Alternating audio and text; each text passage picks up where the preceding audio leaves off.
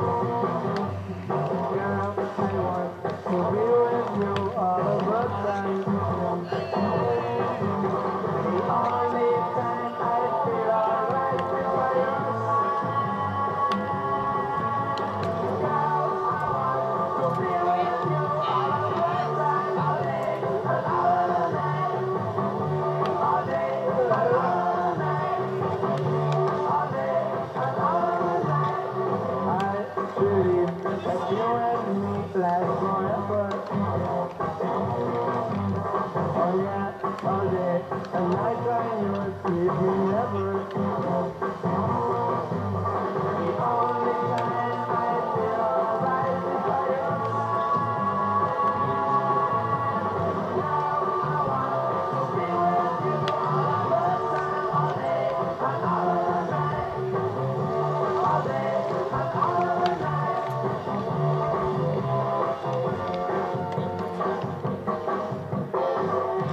Oh, yeah.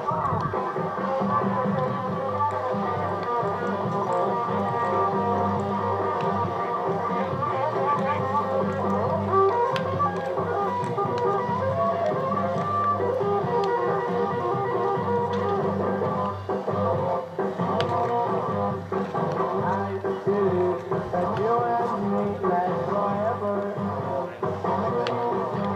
Oh yeah, all day and night when you're asleep, you never. The only time I feel alright is by your side. I want to be with you all the time, all day and all night, all day and all night, all day and all night.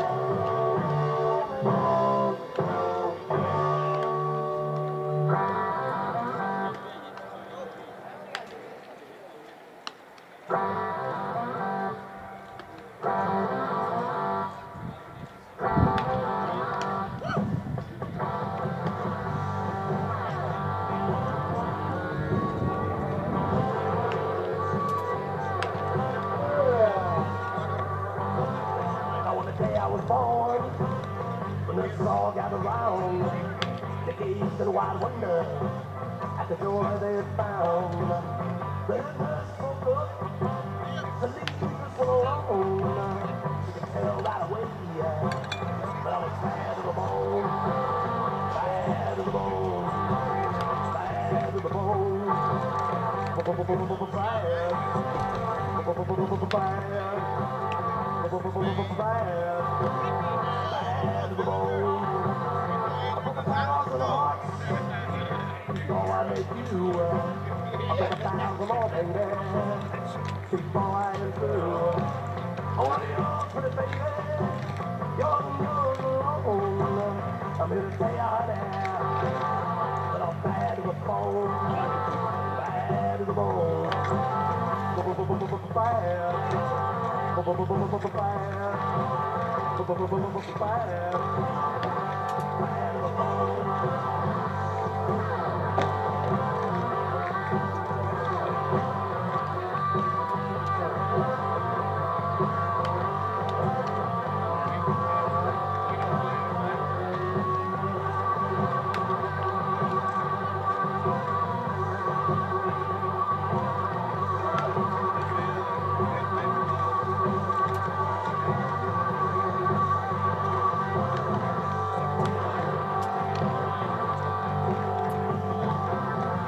a rich woman beg, and I make a good woman feel. I make an old woman blush, and I make a young girl squeal. I wanna be yours for the baby, young and yours alone. I'm here to tell you, honey, that I'm bad to the bone.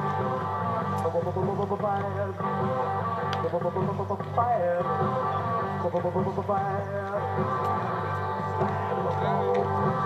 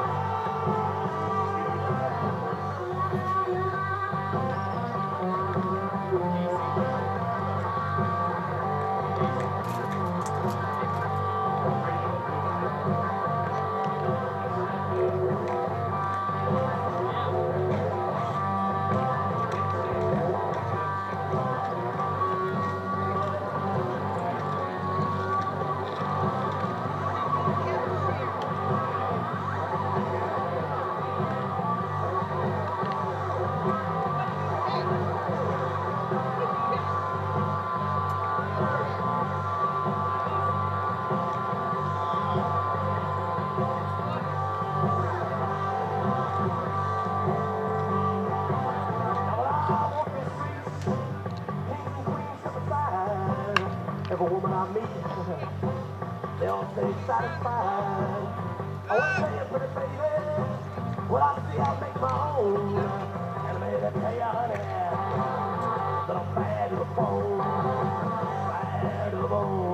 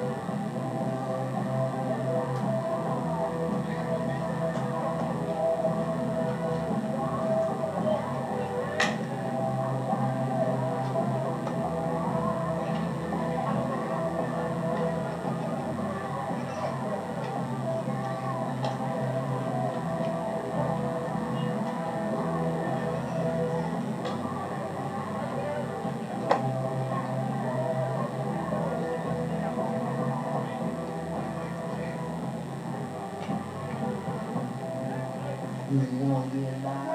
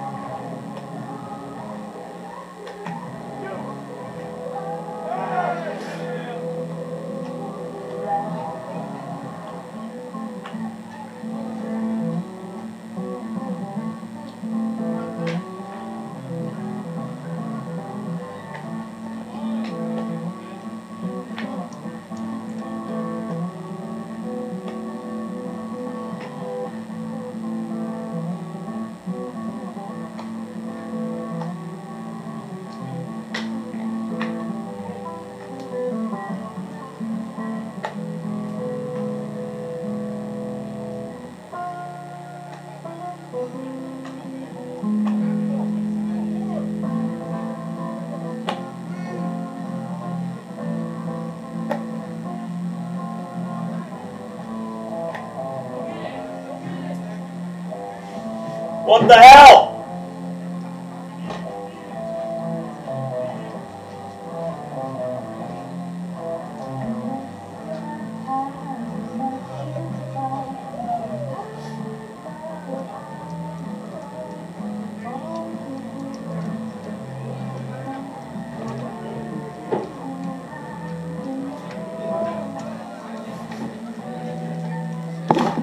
Oh, sweet.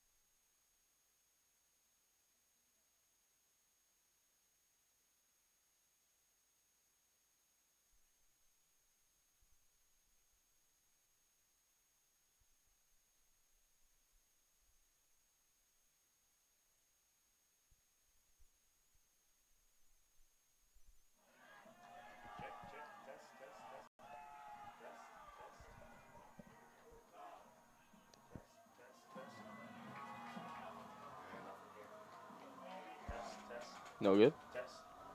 Test. Test? Good? Yeah. Good. Yeah, I'm good. All right, good afternoon, ladies and gentlemen.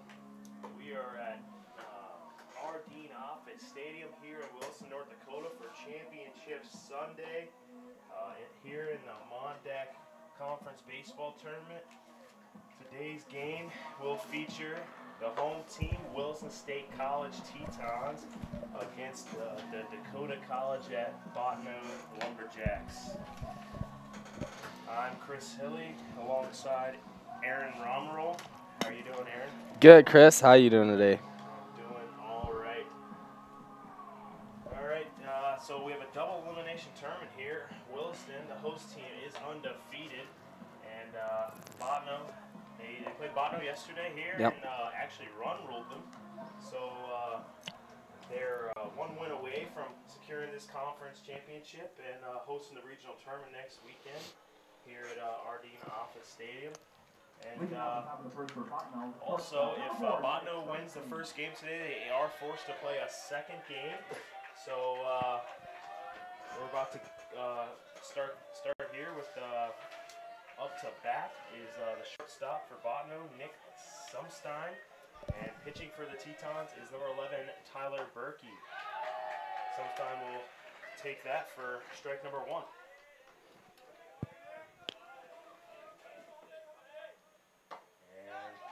Sumstein will take that pitch for strike number 2. Tyler Berkey getting right to work here. We haven't seen Berkey in this tournament yet. And he throws that one low and outside for ball 1. Yeah, I know we talked about the depth of the Wilson bullpen, and I think that's why we haven't quite seen them yet, but no better time than now. Absolutely, yeah. Oh, and swing and a miss for strike 3. Berkey getting to work very early here. And retiring Sumstein. Yeah, like you said, the bullpen here for Williston is awfully deep. Coach Cody and the rest of the coaching staff doing a great job at recruiting here. And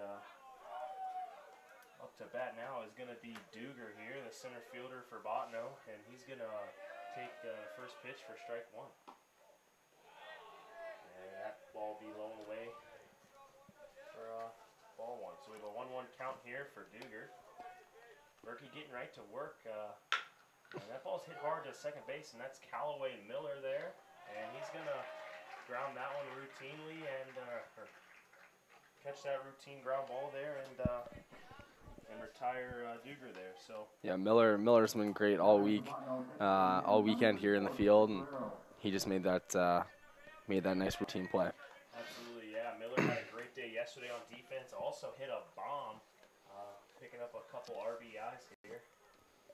And it's going to be Torero, the DH here for Dakota College, and he's a big kid and he can really swing the bat. He had a great first day on Friday. Yesterday, not so much, striking out 3 times against Ethan Davis here, the ace for Williston State. And he's gonna foul the first pitch off for strike 1 and take that one for ball 1. And he's gonna hit that ball hard down the third base line all the way to the wall. And pursuing that is Tomas Leitenbauer. Leitenbauer picks up and hits his cut there in Austin Hester. And Torero's got a stand-up double. That's the start that obviously Bottno wanted here. You know, Tetons are real hot this weekend, so try and silence them early. Absolutely. And, next, that's going to bring up the third baseman, Trevor Feeney here. Feeney did not have a great day yesterday, striking out a few times. And Berkey's going to step off there and request that his catcher, Brendan Yon, comes out and has a word.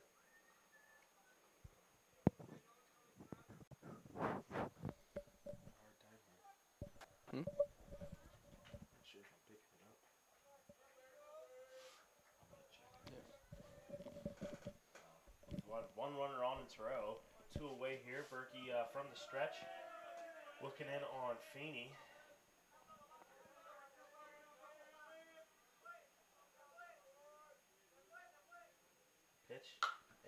inside and hit hard and high to the shortstop there. Austin Hester getting under that. And he's going to retire feeding there. So Bottno with 1 hit, no runs, no errors, and 1 runner left on here. It's gonna bring us here to the bottom of the second, or bottom of the first rather, and we'll be back in just a moment here with the Teton bats coming up here.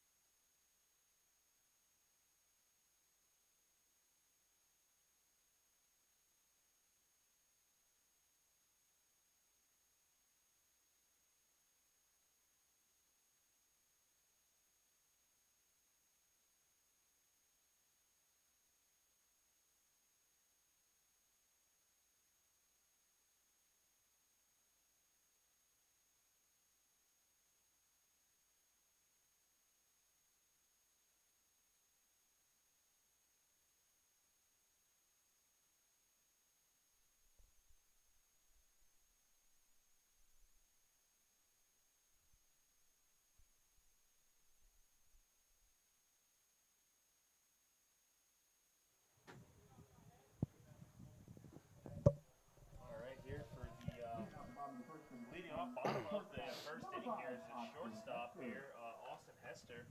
Hester's had a great tournament. It's definitely been a standout here for Wilson State. And pitching here for Bottno is number 6, Isles Sandin. We haven't seen any of Sandin this weekend at all. And he's going to throw that pitch there for ball 1 low in the dirt.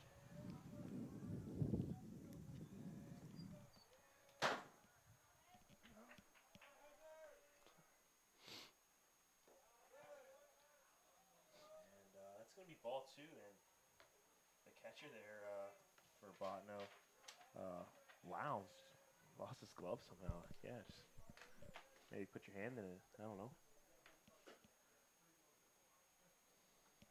And the pitch here.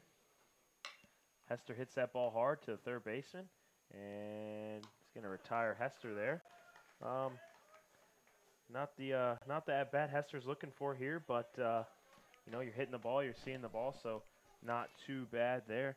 And it's going to bring up DeMarco Vasquez. Vasquez had one heck of a day yesterday, ending the game in the 6th inning with the bomb to make to ensure the 10-run rule there opposite field as well. So great power there for Vasquez as he fouled us that first pitch away. Yeah, if we can see a lot more of what he could do yesterday, today, the Tetons are gonna have no problem, wiping Bottno. Absolutely, yeah. Vasquez, freshman, he hits that ball hard there to third base. Third baseman has a little bit of trouble with it, and he ends up picking it up and throwing out Vasquez at first. But as I was saying, yeah, Vasquez is a freshman here, playing center field. He's got some wheels on him. Not a big kid, but the kid plays with a lot of heart, and he's awfully quick. Next, that's going to bring up Luke Sanisteris. Luke had a great weekend so far, playing right field. Just having an unbelievable weekend on defense here as he takes the pitch there for ball 1.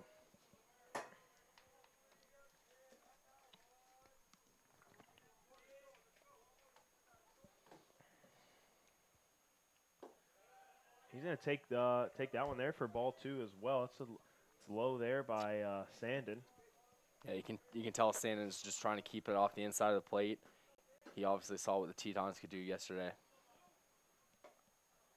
And that ball paint the outside corner there for strike 1. So 2-1 count here for Sanister, yeah, as you were saying, wants to keep the ball at the inside of the plate because these Tetons are can really crush the ball, and especially if you leave it hanging in there on the inside, they're gonna take you over left, as we've seen all weekend long.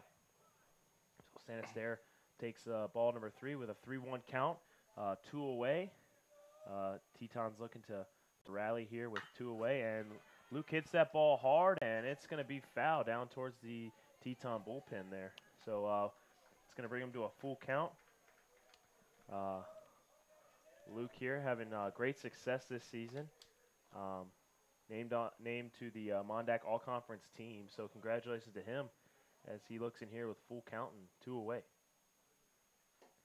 He's going to take that for ball number 4. So Sanda not able to come back all the way in the count there, and we're going to have Luke on first. So and it's going to bring up the first baseman in the cleanup spot here, Brandon Beagley. Beagley's had a great weekend and a fantastic year as well, with 7 bombs on the year, and that walk-off single in the first game against Dawson on Friday, as he takes pitch there for strike 1.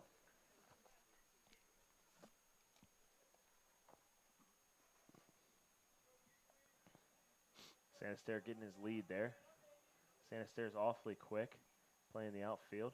Gets his jump there, and Beegs takes that one for ball 1. Yeah, that's the one thing about Beagley. He watches every pitch right in. He knows when to take one. He knows when to swing on one. Yeah, he's a fantastic hitter, and that's why he's awarded Sophomore Athlete of the Year for Wilson State. So that ball's hit hard, high, and deep to center field, back at the warning track, and is Duger, and Duger's going to retire Beegs there, and no hits here for the Tetons. 1 runner left on, no runs, no errors, and that's going to bring us to the top of the second here, with Berkey looking to come back out and have the same success he did in the first. So we'll be back in just a moment. And up next for the Teton, or for the Jacks, is going to be Moormeyer, the first baseman. We'll be back in just a moment.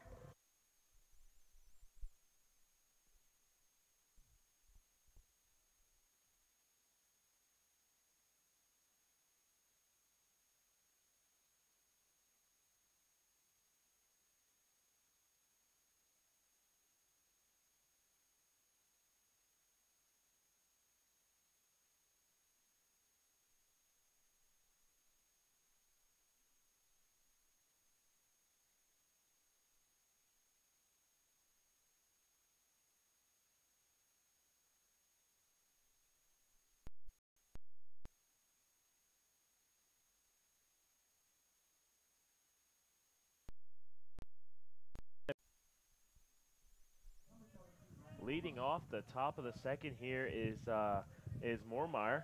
Moormeyer had some success yesterday, hitting a bomb in the run ruling of Bismarck, or Dawson rather. So he's going to take strike 1 there. So we got a 1-1 count here for Moormeyer. Berkey from the windup, and Moormeyer check swings there and foul.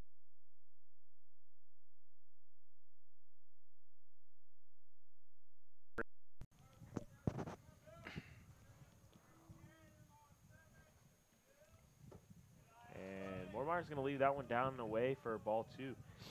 We have 4 umpires on the field today, 3 in the field and 1 behind the plate there. We haven't seen that all weekend, but for the championship game here, they want to make sure we got the best of the best out here in our umpires. So big thanks to them on a great job all weekend. As we've been saying, they've been super consistent with their strike zones, and they've been very firm on the calls that they made in the field. So yeah, they have. Big thanks to them, and that ball is going to be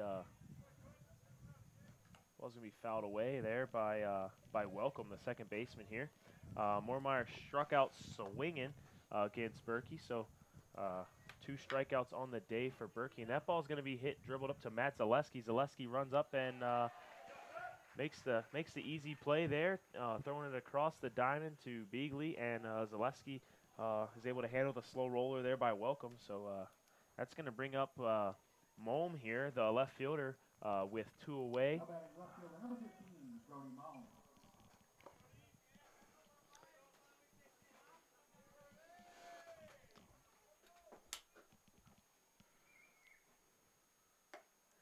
That ball is going to be high inside for ball 1 there for Mohm.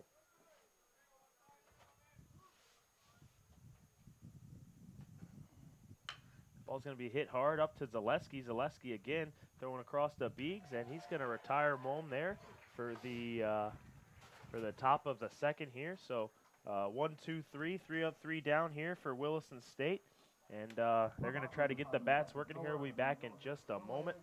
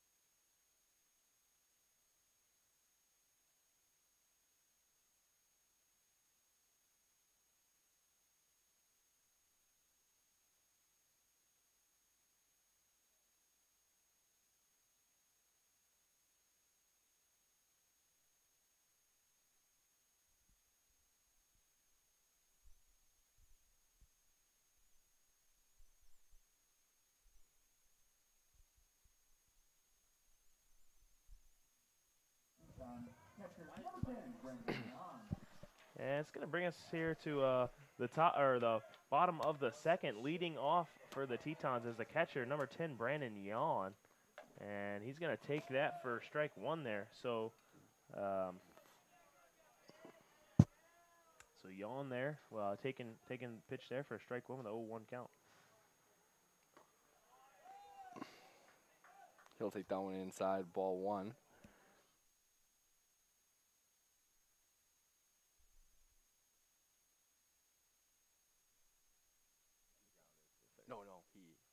No, he flew out to center.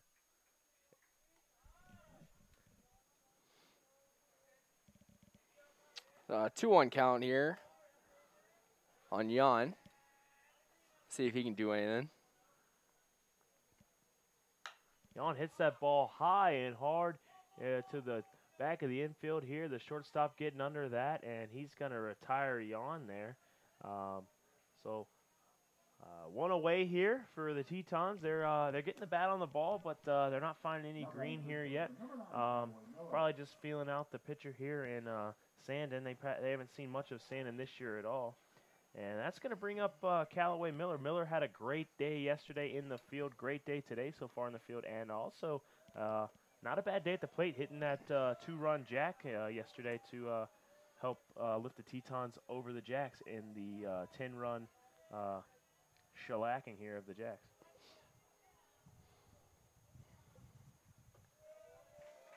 And Miller's going to take that pitch there again for ball 2.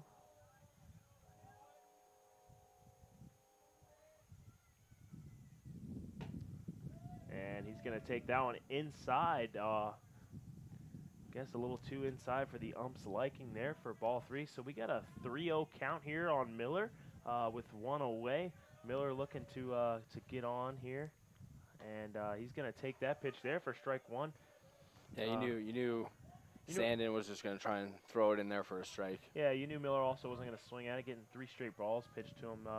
You don't want to give them anything that as long as... Oh, and that ball's hit hard up the middle. It's stopped by the second baseman, but could not be handled there. And Miller's got himself an infield hit.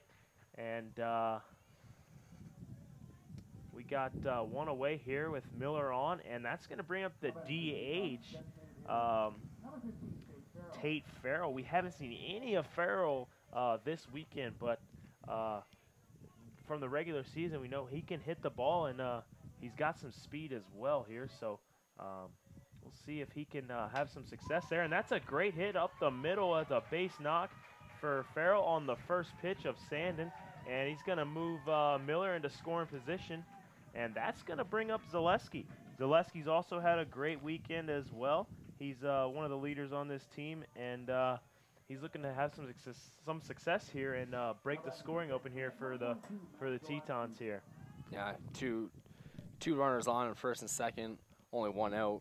Something you can really do to catch these guys in. Absolutely here, and a little meeting there by catcher pitcher at the mound. And Zaleski steps in here, looking to break the score open.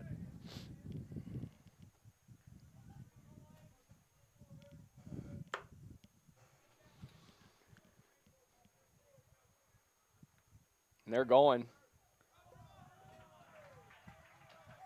And yeah, both runners advance on a ball in the dirt.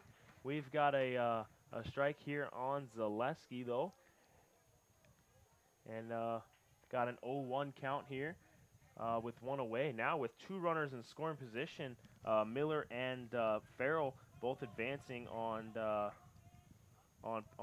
ball in the dirt there. So yeah, that was a hit and run play. That ball is outside, but Zaleski just trying to knock it in. He missed it, but the runner still advanced off the catcher drop ball. And that ball in the dirt there, and Miller does not decide to run.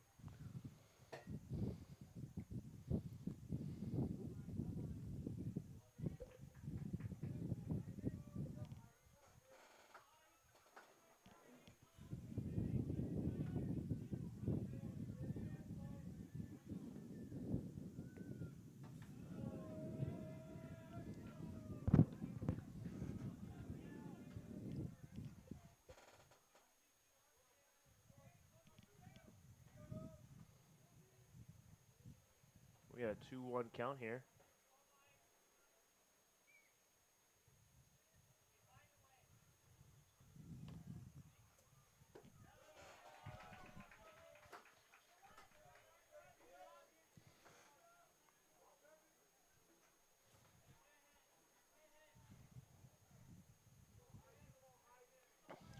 Three 1 count here for Zaleski.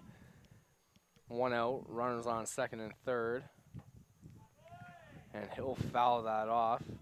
Our apologies to those watching. Apparently it's just a black screen on the live feed, so we're going to work and try and get that back up and running here in a second. Might take us a little bit here, but just bear with us here. Yeah, Zaleski's going to foul that full count pitch there off, and he's going to keep battling here with two runners on in scoring position here. Tetons with 2 hits on the inning, and Zaleski looking to do some damage here.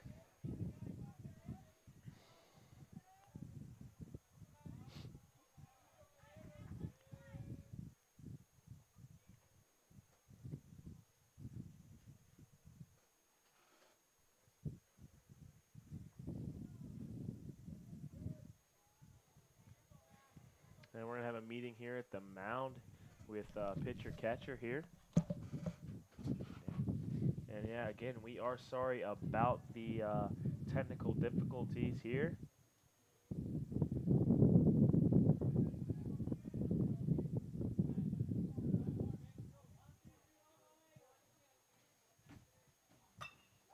That ball's hit hard up the middle of the infield there, and that's going to score one. Callaway with ease, and that's going to score Farrell here. Matt Zaleski with 2 RBIs there. And now we got the screen up and running here.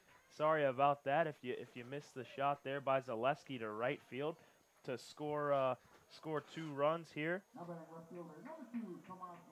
that's going to bring up the left fielder there, Tomas Leitenbauer. Zaleski with the single there, scoring 2 runs. And we're going to bring up Tomas Leitenbauer here, and we got one away. And 2 runs here for the Tetons on 3 hits this inning.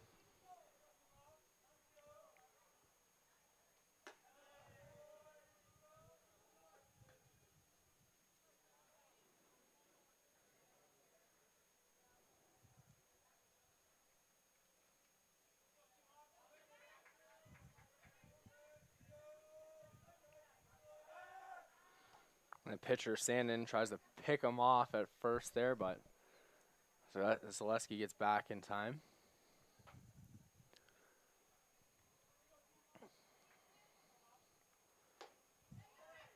Leitenbauer with a swing and a miss there. Be 1-1, 1 out.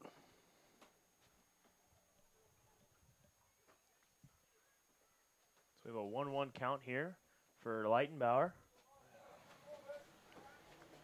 And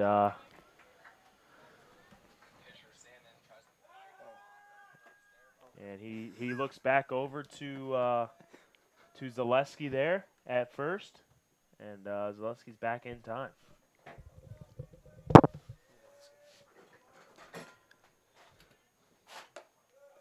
Leitenbauer will take that one high for ball 2.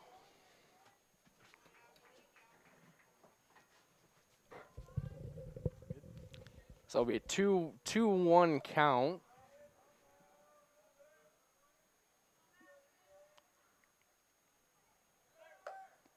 And we got the hit and run in effect. Zaleski able to get in there and get under the shortstop there as the throw was high, and he helps him back up, showing some good sportsmanship there. And we had a hit and run in effect there, and Leitenbauer did not make a mistake, swung the bat even though he couldn't hit the ball, and we got Zaleski there to second, and the wild throw there from the catcher in Lowndes.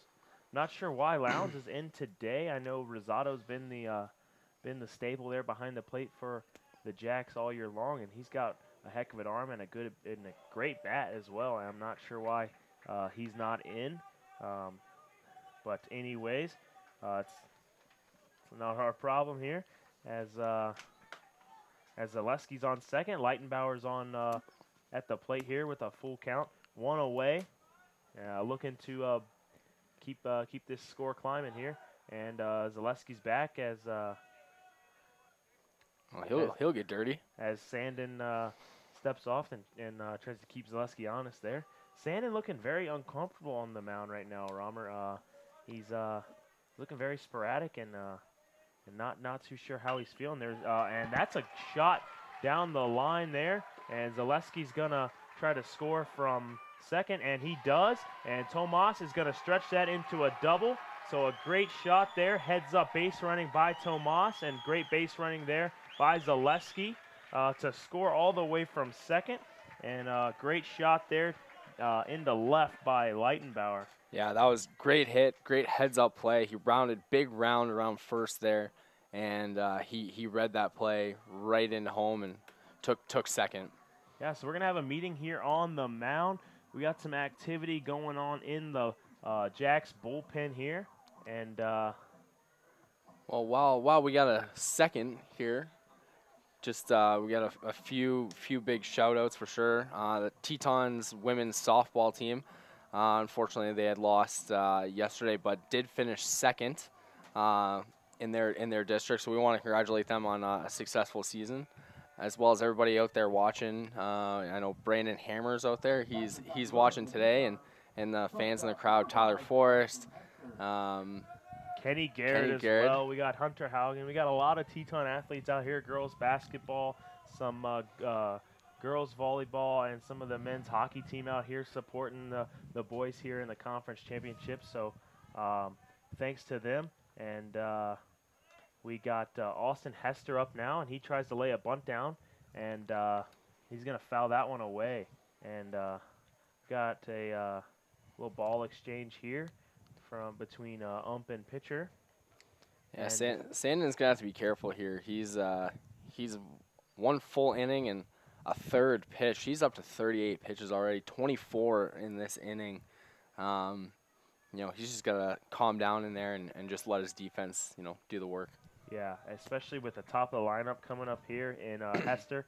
Hester's been hitting the ball great all weekend, and he's looking to he's looking to build this lead up here with Leitenbauer on second.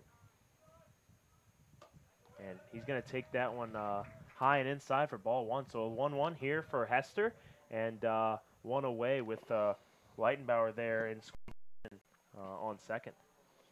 Yeah, if I'm standing here, I'm not even worrying about Leitenbauer on second. Just get that ball in and just focus on that. Yeah, and as a defense as a whole, Bottno needs to pick up Sandin here as he's not having the best day on the bump, and that's going to be a fly out there for Hester, and it's going to bring up Vasquez. Vasquez having a great weekend as well. He grounded out last at bat, but we have 2 outs here, and we got a runner on in scoring position. So we'd hate to see him left on. We need Vasquez here to find some green and build this lead up for the Tetons.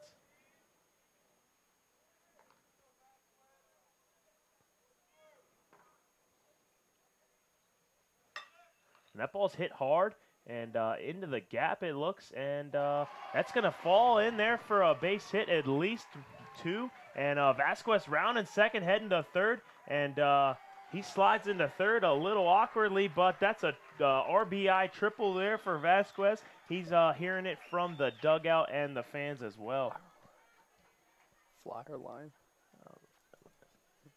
Yeah, that's a shot there from Vasquez, and we're going to see a pitching change here for Bottno early here in the game, and it's going to score Leitenbauer there from second, and we've got a 4-run ball game here with 5 hits this inning, and we got a pitching change now, and we'll get a name on that as soon as we can here after the Vasquez triple there. So a great shot into the gap, beating the right fielder over his head, and one hopping off the wall, and Vasquez showing his wheels there for an absolute rocket of a shot there out to right, and he's got himself a triple. So we'll be back in just a moment, and we'll get a name on that pitcher as soon as we can, and we have 2 away here.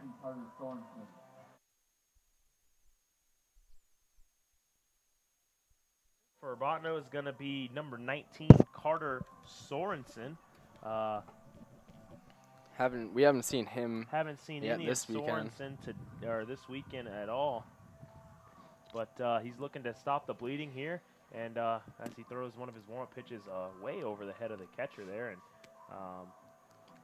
and Bottno just needs to settle down here. I mean, you're down 4-0, bottom of the second.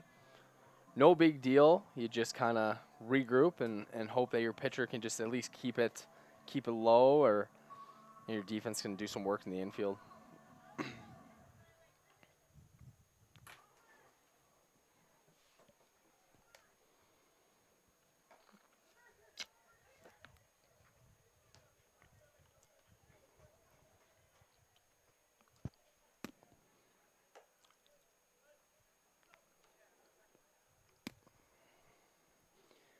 And here we go. That'll bring up Luke Sanaseri.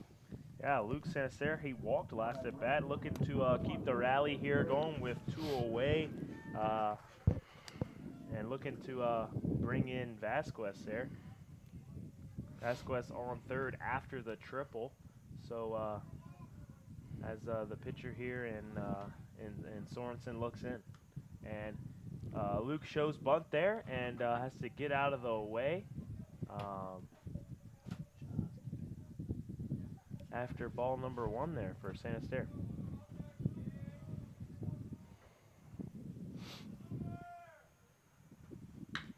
And that ball's going to be hit hard down the third base line. Foul, almost taking out the umpire there. Good thing he can get out of the way. That might have hurt. So, yeah, we'll have a 1-1 count. 2 outs, runner on third. And that ball is low and away outside for Sorensen there, the big lefty. Seems to be have the nerves going here. Can't seem to settle in here. Yeah, tough position to be put into. I mean, your team's struggling a little bit, and you're expected to be the hero here in the inning. And that ball's going to be up and away for ball 3. So we got a 3-1 count here on Sanaseri. with 2 away here and runner on third and Vasquez. And that ball's going to be hit hard, high and deep into left center. And it's going to be caught down at the warning track. And I thought that had a chance to get out. Luke hitting the ball hard, but just not enough on it to beat the center fielder there. So that's going to bring us to the top of the third here. Tetons with 5 hits, 4 runs, and 1 man left on here. So Williston here with 4 runs there in the inning, and yeah, it's just what they needed.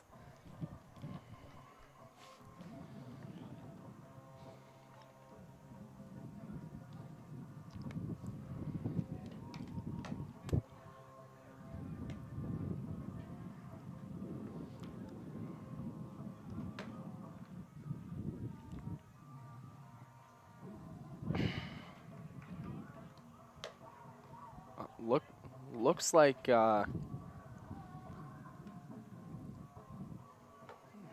number 1 Rosado. Number 1 is Rosado. So looks like they're putting Rosado in instead of Lowndes. Yeah, the last Lowndes is going to be relieved here by Rosado, and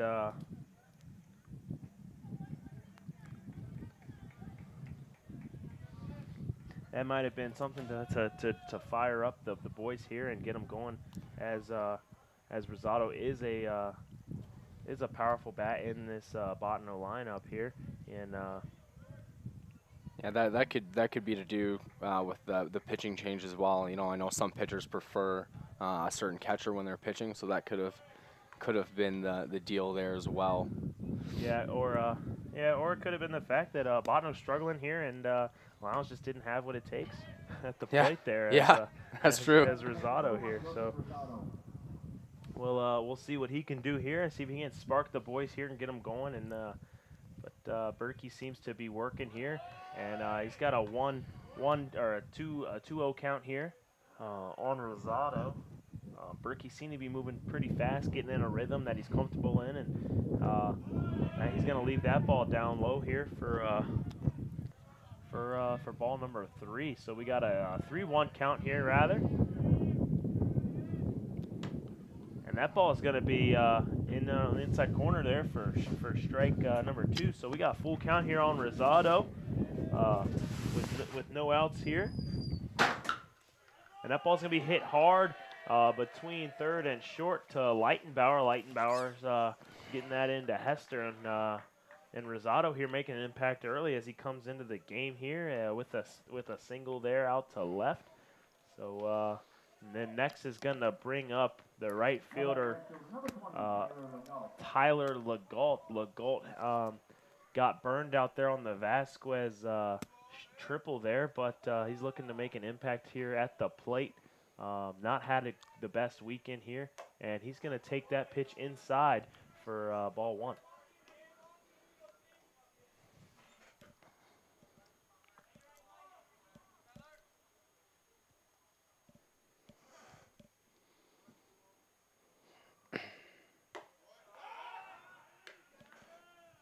And Jan throwing that one behind the runner there in Rosado, trying to keep him honest there at first. And Berkey here with a 2-0 count on Legault. And Legault's going to take that one for strike number 1. So we have a 2-1 count here.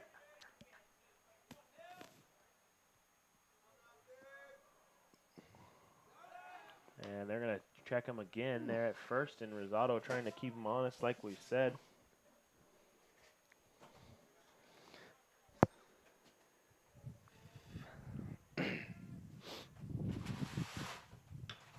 That's hit on hard, third base. Zaleski to Miller, and they got the lead runner in Rosado, and Miller just threw that one a little high to Beagley, and Legault's got himself an infield single there on the fielder's choice. So got the lead runner, which is good, and Yeah, that'll bring us back to the top of the order. Sumstein with 1 out, runner on first. He's going to be looking to advance him. Yeah, so we have Sumstein up here. The lefty here's had a good weekend as well, and they're going to check the runner there in Legault, trying to keep him honest on the base path there. And that's going to be just outside there for ball 1.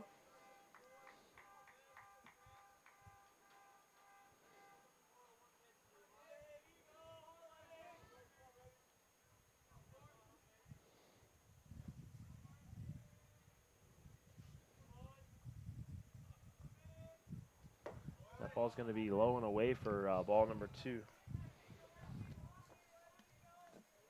Yeah, Berkey's just got to go after him here. Don't worry about the guy on first.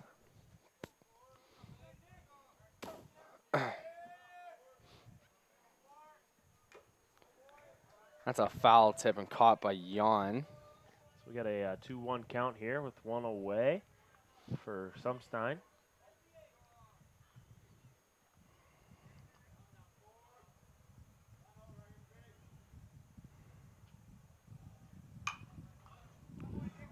That's going to be fouled away off the light pole there and into foul territory. So we got a 2-2 here for Sumstein.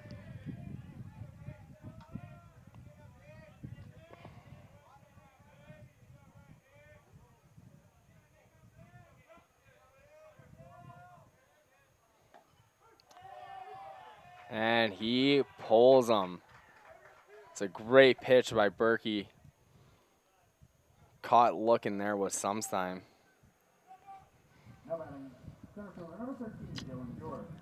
So we got 2 outs here. Runner on first. Berkey 35 pitches and 2 2/3 pitched here. Not too shabby there for Berkey as he's throwing strikes and you know keeping the runs here at a minimum for Bottno. And he's going to check the runner there again. He needs to just relax up there and worry about the batter and Duger here. So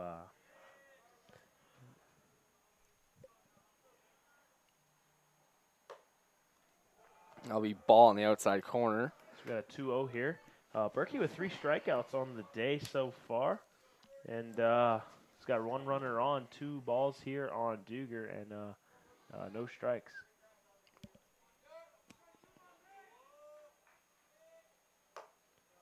And that's going to be away there for ball 3.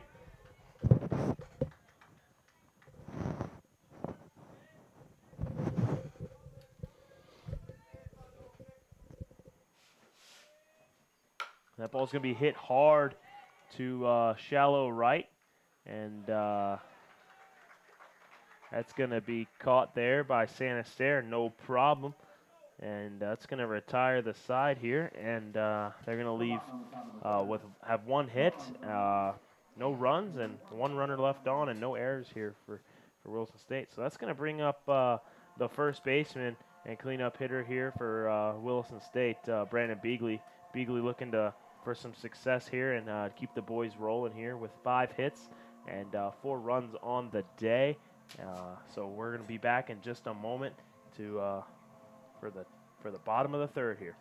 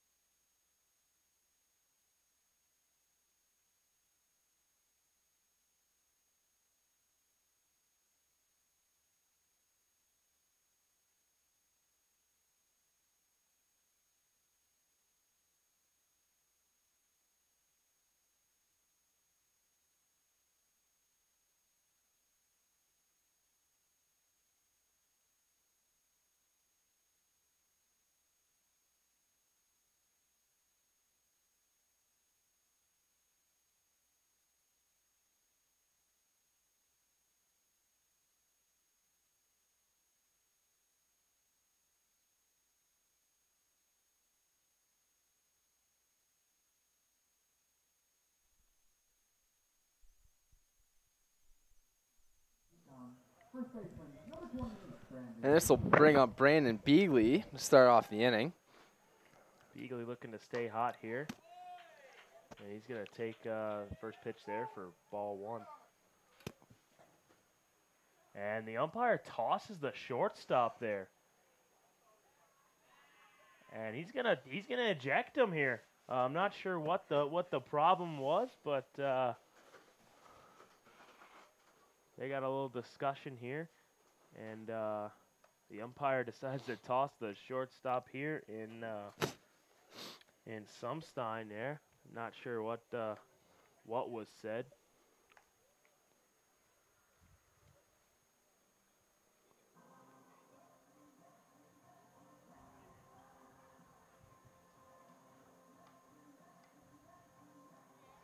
And we got a discussion going on here. If you're Sumstein, not sure what you said here, but you've been asked to leave, so Couldn't be good, whatever he said. yeah, sucks to suck if you're Sumstein here, I guess. Yeah, I mean, that's a tough one, but nonetheless, we're gonna get Castle. He's going in there. It looks like he's gonna go into left field here. We got Welcome looking like he might be playing some shortstop here. Oh crap! And that's gonna bring Mome to second. We got Castle in at left, taking Mome's spot, and Welcome going over to short here to relieve Sumstein. Not sure what that's going to do to the batting order. We'll let you know as soon as we find out here. And, yeah, Sumstein, you just got to keep your mouth quiet. Just keep your mouth shut there, buddy. I don't know what to tell you. So, first pitch there to Beagley is going to be, or second pitch, rather, ball. And Beagley's going to swing and a miss there for strike number 1. So we got a 2-1 count here for Beagley. And, after the incident here in the field where Sumstein is ejected. Not sure what he said to tick the ump off to that point, but it didn't even seem like there was a warning given, and he just let him go here. So Beagley's going to take ball 4 there, and he's going to make his way down to first. And so we got what? Mullen on second, Welcome at short, and Castle out and left, eh? Yeah. That's what we got now? All right. So that's going to bring up Jan here with no outs. Yeah, none away here. Beeg's on first, and they're looking to make a statement here and maybe hit the ball out to left. See if Castle's awake yet. And that ball's going to be fouled up into the announcer's booth. It looks like, and. We have to see if our buddies next door are okay. It seems like they Sounds are. like they're all right. They gave us the knock back. They're all right. And Brandon Yon up here with a 0-1. And Beegs is on first here. And that ball is going to be high and inside. And Yon's going to take that for ball 1.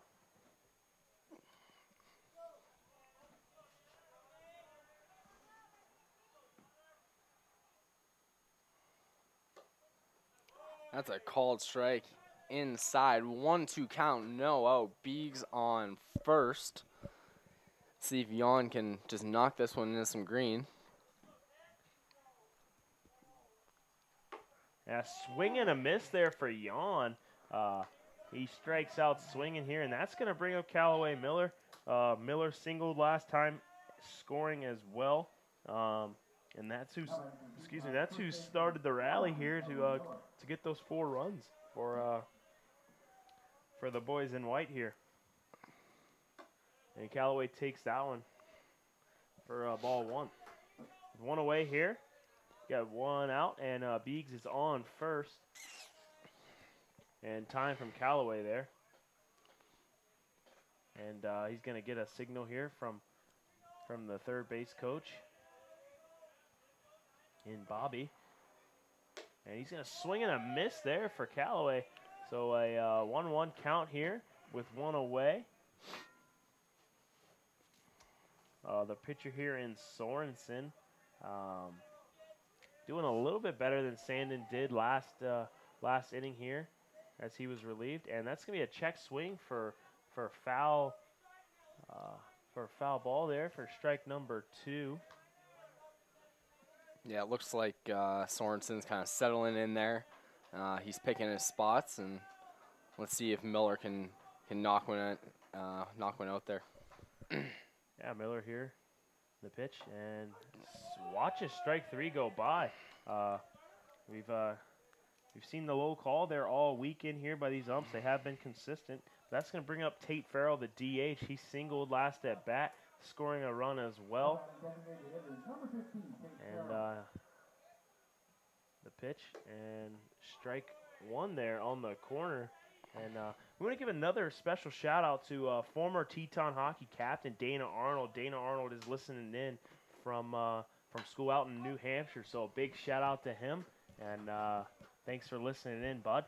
And that ball's fouled up and away there, and Moormeyer's going to get under it, and he's going to retire the side here. So 1 runner left on, no hits, no runs scored, and no errors here after the top of the third, or the bottom of the third here, rather. So as we go to the top of the 4th here, Berkey's still on the bump, and we'll be back in just a moment.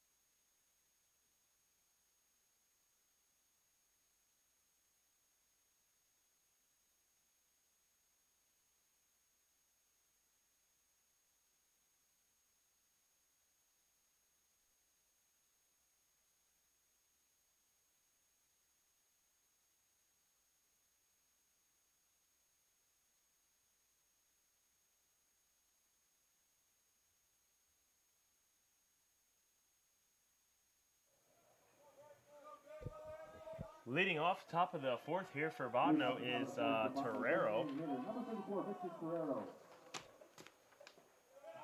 Victor Torero takes that pitch there for ball number 1. Torero doubled last at bat.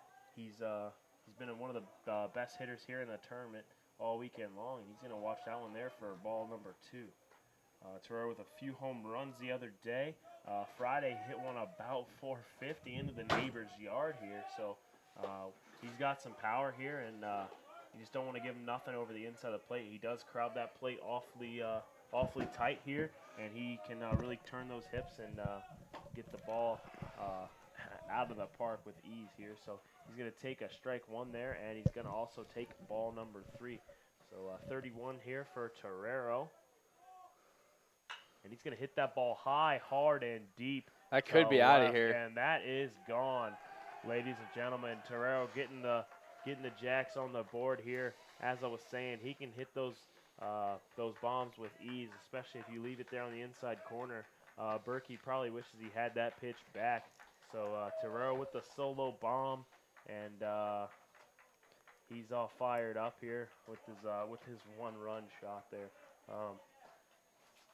Teton's still up here, 4-1 after the bomb there, and we've got no outs here, nobody on. Oh.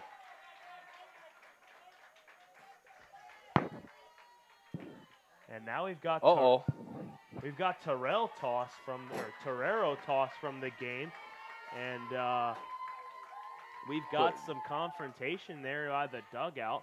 But I think they're going to take that home run back. I think they're saying he didn't touch home. Is what I'm thinking.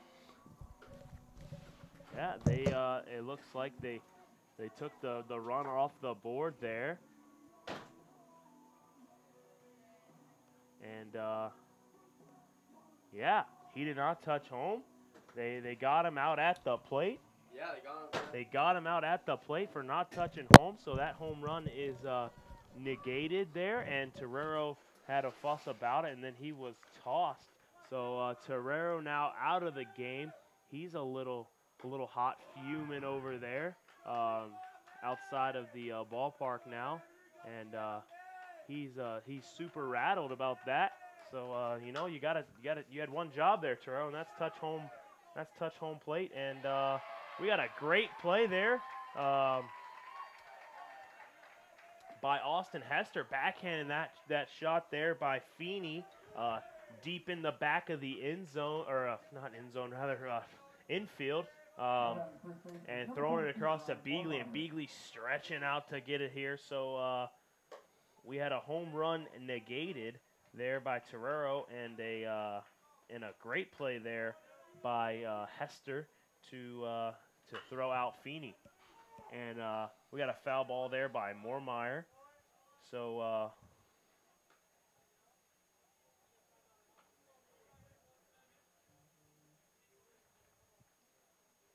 so now we have Torero ejected here.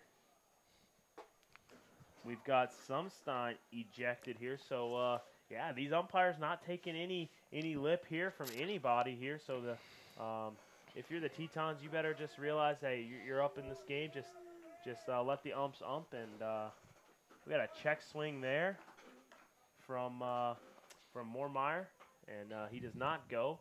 So we have a 1-2 count here for Moormeyer, and or 2-2 rather. And Moormeyer hits that ball hard to Zaleski, and he lines out to Zaleski. Zaleski making that grab and retiring the side here. So Moormeyer hitting the ball hard, but no match for the Zaleski glove there. And we have no hits there for the boys from Bottno. No errors and nobody left on, and no runs scored after the called back home run there by Torero. So both of those guys ejected in the in the bottom of the third and the top of the fourth. And I'm not sure if you're Bottno, what are you gonna do here? Who are you gonna put into to DH there for Torero? You don't really have any other bats in the lineup as powerful as Torero. So no, that's gonna be tough, and what a shame for both Sumstein and Torero. I mean, you know, you can't with Sumstein's case, you know, you can't talk back to any official. We're not exactly sure what he said, but you know, this could potentially be your last game, and you don't want to be tossed out. And Torero, I know, upset, but you got to make sure that you touch every bag. I mean, you can't get careless there. Yeah, and I mean, like we said just a bit ago, Torero, you had one job, and you did the hard part, which was hitting the ball out, but you just didn't touch every base, or you touched every base, but not home plate. So have a good day and a good night to those guys ejected here, and that's gonna bring up Zaleski here. So Zaleski here looking to keep his hot bat going here with a single. Last at bat here, he's swinging a miss at strike one there.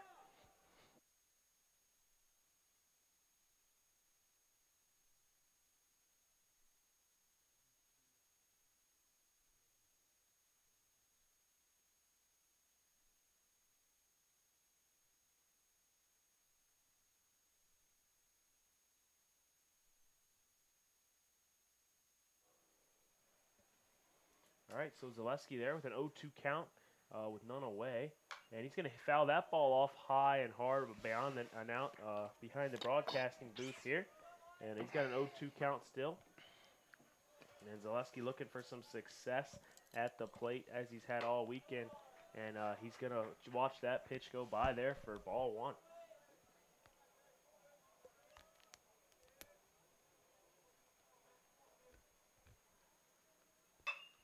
And that's hit hard on the middle.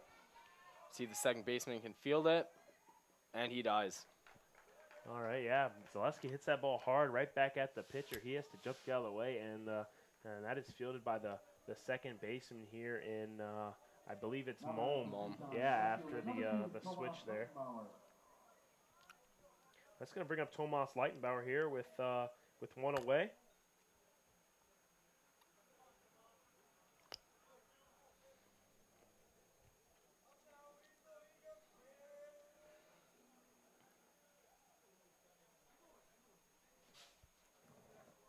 Got a little meeting there with the third baseman and the pitcher there.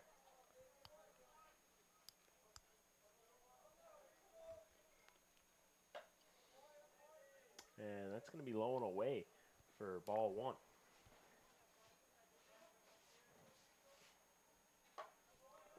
Big shout out to Williston Hero watching in here all the way from UND, Josh Davis. Thanks for tuning in, buddy. Swing and a miss there for Leitenbauer. So we've got a 2-1 here with one away.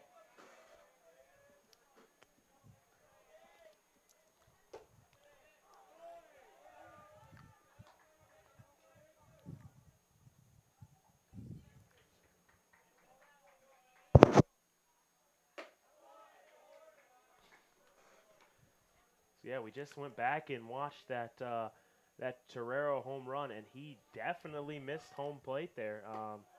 And we've got a walk here for Leitenbauer. And but yeah, as we were saying, Torero definitely completely missed home plate, trying to skip in there and show some showmanship, I guess. Showmanship, yeah. And not quite. Now you kind of look like a fool. So we got Leitenbauer stealing here, and he's going to be in there safe. He's got some wheels. Rosado could not get that throw down in time, and we've got a ball here for Hester here. So we got a 1-0 count. We got a little meeting at home, or at the mound rather, between Rosado and the pitcher and Sorensen. Yeah, and the fact that you gave a shout out to Josh Davis, I want to apologize to Davis. You know, he's an official just like these umps, but on the hockey rink, and me and him got into it a little bit this year, even though he's a friend of mine, and I want to apologize for some of the things that I said to him, and I'm sure he could have tossed me if he wanted to, but thank you for not doing that. No, I wouldn't have apologized to Davis. he blew the game for the boys. Now I'm just joking here, Davis. All right, so Hester here with a 2-0 count with Leitenbauer in scoring position there at second. The pitch, and that's going to be hit hard to left center there, and it's going to bounce, and it's going to go all the way to the warning track. Leitenbauer scoring with ease, and Hester with a stand-up double. So it's a good shot there by Hester with the double there, and to bring in Leitenbauer from second. Yeah, and that'll make that 5 rip here. Yeah, 5 rip early here for the boys in white. And that's going to bring up DeMarco. DeMarco, he tripled last at bat with a few RBIs here. So DeMarco looking to have some same success there. And he's going to hit that ball, a base shot into right center there. And the throw's going to beat Hester, or what would have beat Hester to the plate by the right fielder there in Legault. So Hester stays at third, and now we've got runners on the corners here. Vasquez has got some wheels, and if I had to guess, he'd probably be taking second here on the pitch. And that's going to bring up Luke Sanisteri. Luke has walked, and he also flew out to deep right center last inning. Luke can hit the ball hard, and he's batting .400 on the season here. So we're looking to see if he can pick up a couple RBIs as well. He's going to take that pitch there for ball 1. Got to be careful here for Wilson trying to steal. This is a lefty pitcher, so it's an easy move off the mound for him.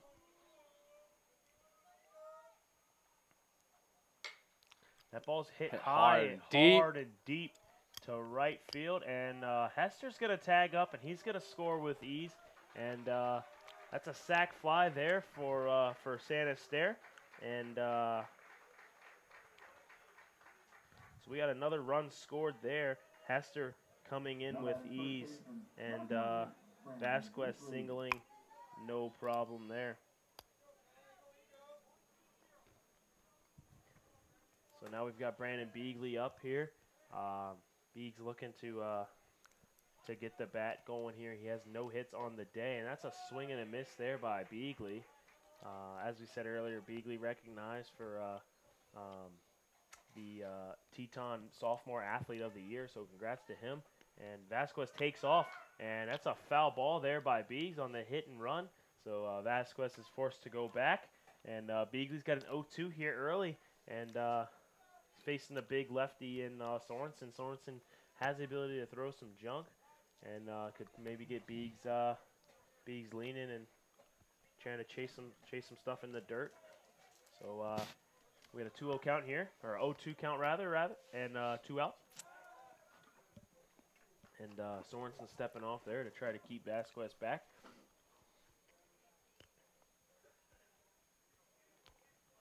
Beagley here. He's going to take that for ball number 1. 1-2 count for Beags.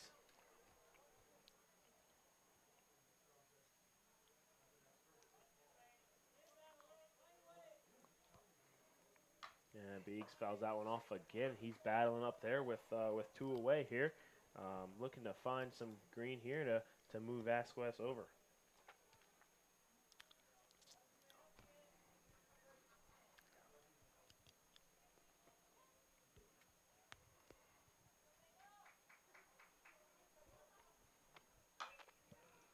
Beags will foul that off as well.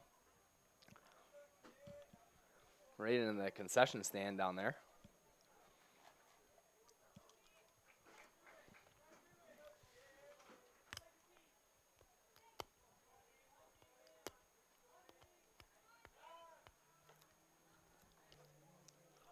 They'll try and keep Vasquez honest over there.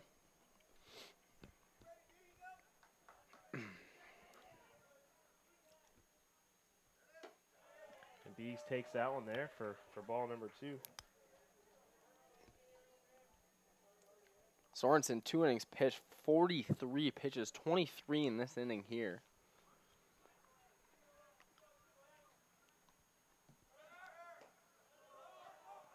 And Vasquez is going to steal there with ease, and Beagley takes ball 3.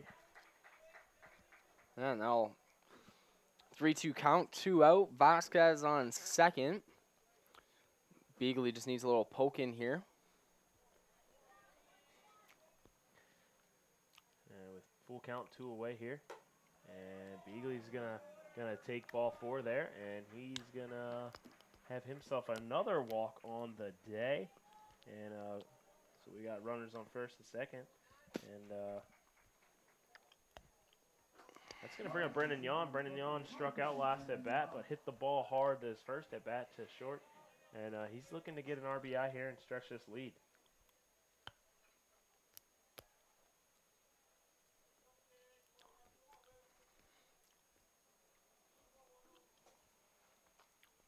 That's a curveball inside, and it's going to be hit by Yon.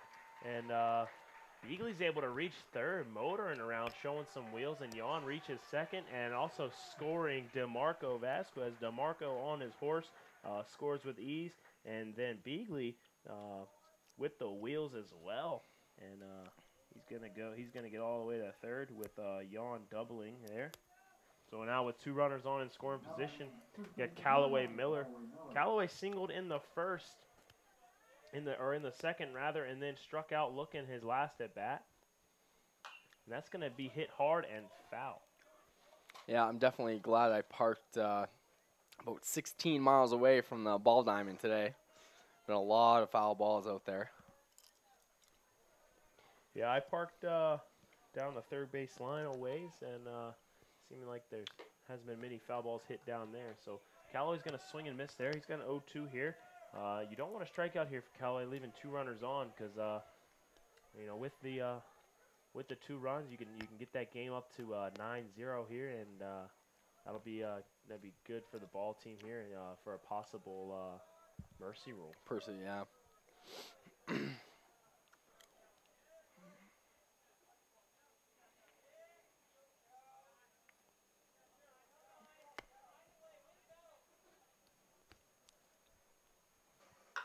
And that's blooped. in a shallow right. And that's going to score Beagley no problem, as well as Yon, and Yon slides in there. So Callaway's got a 2 RBI single there, and we got a 9-0 ball game. And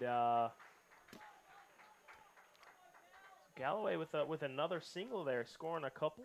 So that's a great shot there by Callaway into shallow right. Ton's doing a great job with 2 outs here against Sorensen. 50 pitches, 30 this inning. Tons, eh? Yeah, the Tons. That's what you call them? The Tons. All right, and next we got Tate Farrell up. Farrell fouls that ball away for strike 1 with 2 away here. Seems the boys are rallying here, and they want to get done early, and they want to go enjoy this beautiful day here in Williston, North Dakota. And we've got a hard hit ball there, high and deep into, or shallow into left, and it's going to be retired there by the left fielder in that's the new kid that came Castle. in Castle. 5 runs on 4 hits, no errors, and only 1 man left on base.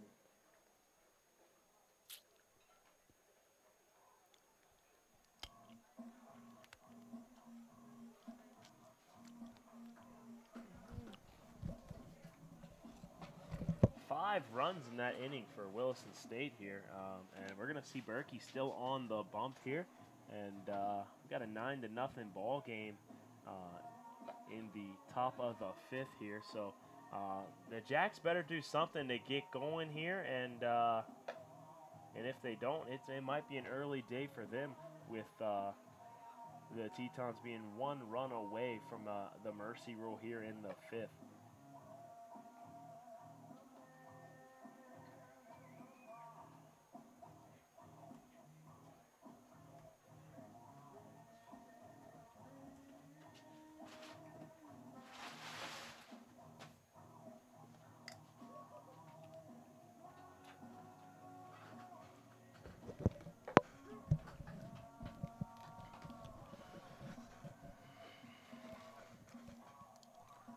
Tetons looking to stay perfect on the weekend here.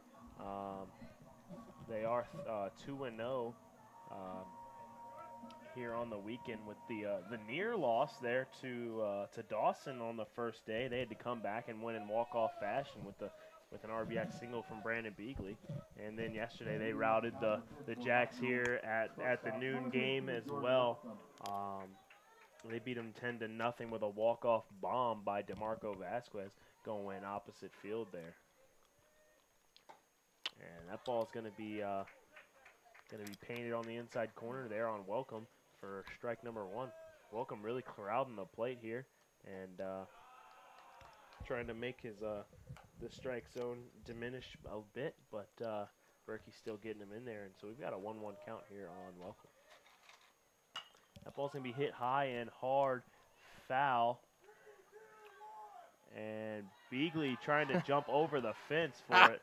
And he gets over the fence but does not catch the ball. Beagley seems to be okay. It's selling out there for the boys, so you got to hear it from everyone. Crowd loves it. They love Beagley here. He's definitely a fan favorite. Can crush the ball and a great kid too. So best of luck to Beagley next year as he goes down to Benedictine in Mesa, Arizona.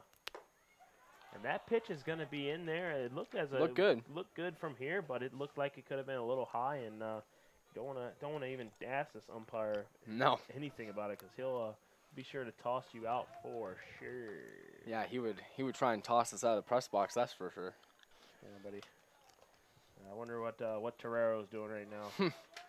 Yeah. And Sumstein, take care. Comb your hair. And that ball's hit high and hard. Callaway Miller under it at second, and he's going to retire the batter there in Welcome.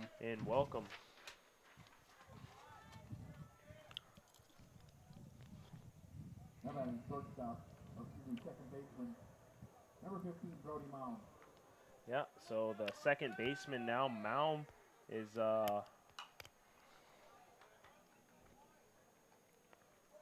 he'll take a cut of the first pitch and foul that back behind the press box.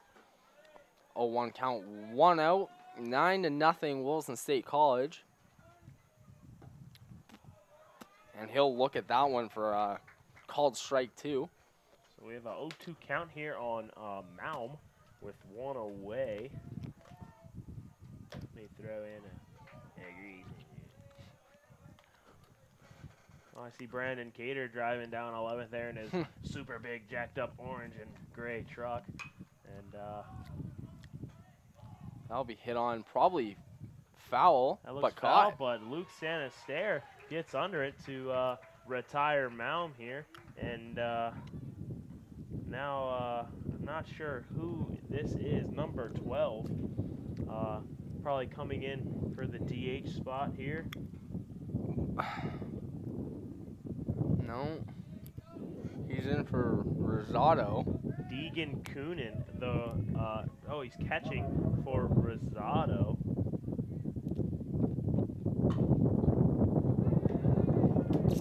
And that ball's hit hard, and he's going to be safe there. It was hit hard off of Zaleski, and that would then have had to be fielded by Hester there.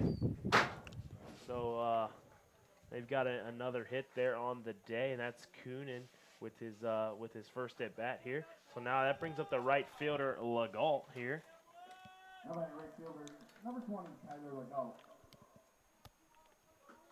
So Tyler Legault here looking to get something started here for the Jacks. And he fouls that pitch away. A little late on that cut there.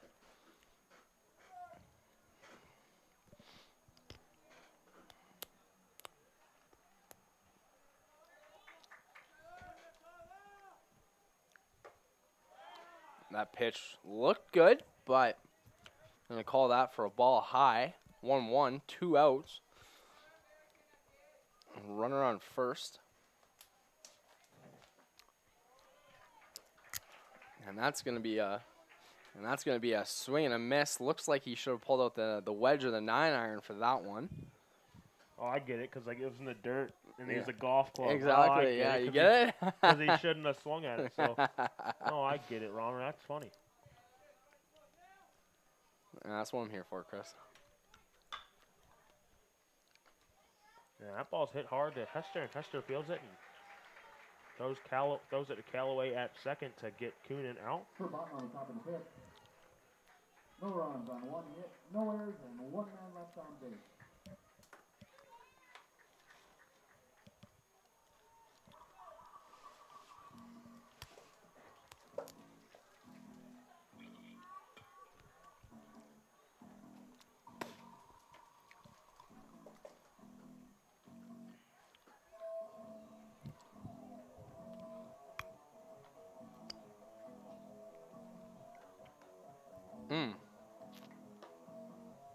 Okay, never mind. So Rosado looking to be tended to the trainer Emily, or tended by the trainer Emily. Oh, so that's probably why he's out of the lineup. Seems to might have tweaked something. He's walking over awkwardly.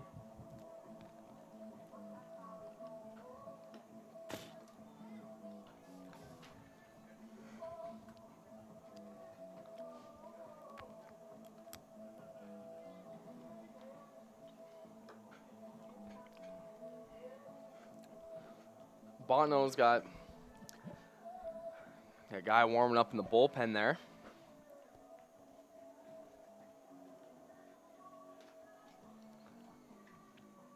But they elect to stay with Sorensen. 52 pitches and 2 1/3 inning pitched. So he's getting up there in numbers. Just shy of 25 pitches an inning.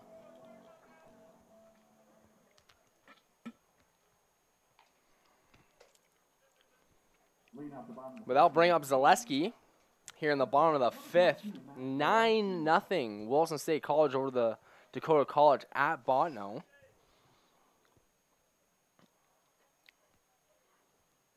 And Zaleski hits that one deep. And, Deep left and caught. And Castle gets under that. So Zaleski with a hard hit ball there on the first pitch. And Left fielder, number 2. Zaleski's going to hit that ball hard there, and he's going to get Going to fly out there to left, and it's going to bring up Tomas Leitenbauer. Leitenbauer scored 2 runs on the day, 1 for 1 with a double and a walk. And that ball's going to be called strike.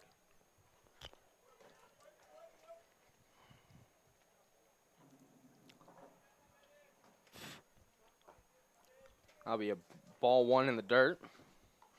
So a 1-1 count here for Leitenbauer with 1 away. Tetons have 10 hits on the day against these Bottno pitchers. They just can't seem to contain the Teton bats here. They're hotter than they've been all weekend, and the boys are rolling here. So Great hit down the line. nice shot down the line by Leitenbauer. Leitenbauer looking to stretch that, but he decides not to, and he gets back to first. So he's got a base knock there. Leitenbauer staying hot on the day. And that's going to bring up the top of the order there, Austin Hester. Hester doubled last at bat while scoring Leitenbauer here. So, See if he can do that again. yeah.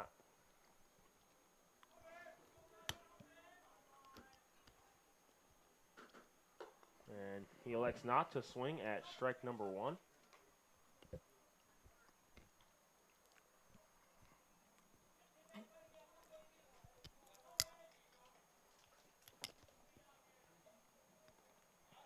And he tries to keep Leitenbauer honest over there at first, and he does not. That first baseman, Moormeyer, big guy there, a lefty, or sorry, a righty rather, and ball's hit hard by Hester.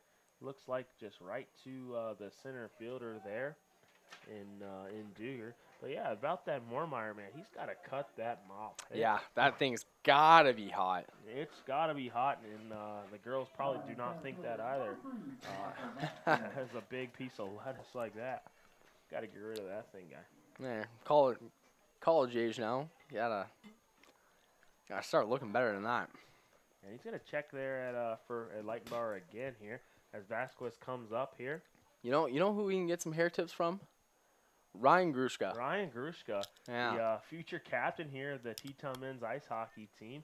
Guy says he has the best hair in the league. It takes him 45 minutes a day to do it. So Yeah, absolutely ridiculous, I tell you that. I don't know how much product that guy uses in there, but Too much. it holds for days. Let me tell you what. I bet you hear him in the bathroom at all hours of the morning getting that ready for the school day. And he's going to try to hold Leitenbauer over there. And maybe if you're Sorensen, maybe you just need to focus on throwing strikes here. And Yeah, you got 2 out. and not the base runner in Leitenbauer. And Vasquez fouls that ball off, so he's got an 0-2 here early with 2 away. And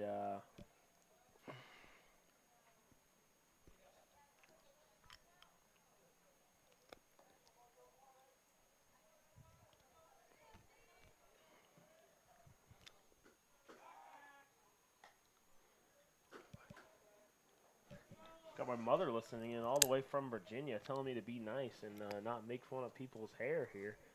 It's all fun and games.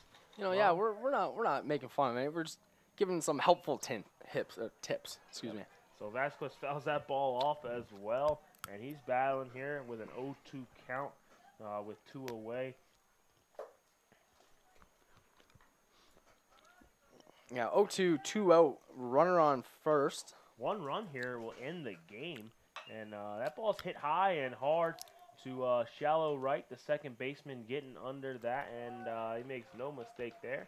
And he's going to retire the side, and Vasquez. For the Tetons in the bottom of the 5th, no runs on 1 hit, no errors, and 1 man. Vasquez flying out there to shallow right with 1 hit on the inning there.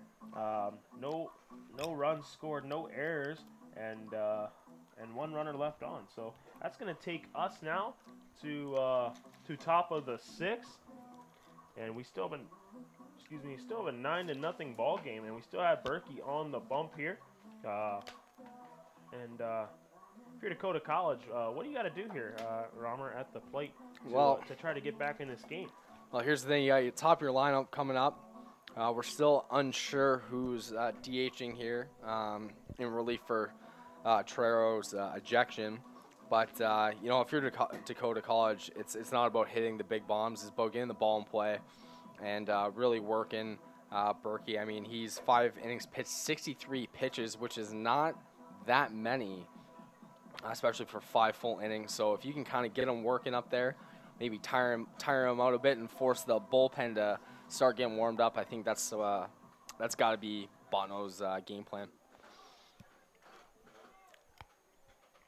So I'll bring up Castle. He's 0 for here.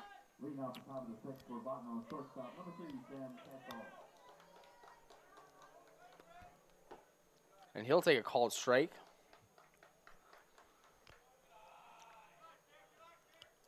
Yeah, called strike here. And that ball's hit high and hard and deep. One hop off the wall there for Castle. Castle coming in for his first at bat, and he's made no mistake there, and by jacking a double there. So in relief for Sumstein. Sumstein had 2 strikeouts on the day, and Castle's gonna go up there and outshine him there by doubling him his first at bat. So now we've got Duger, the center fielder.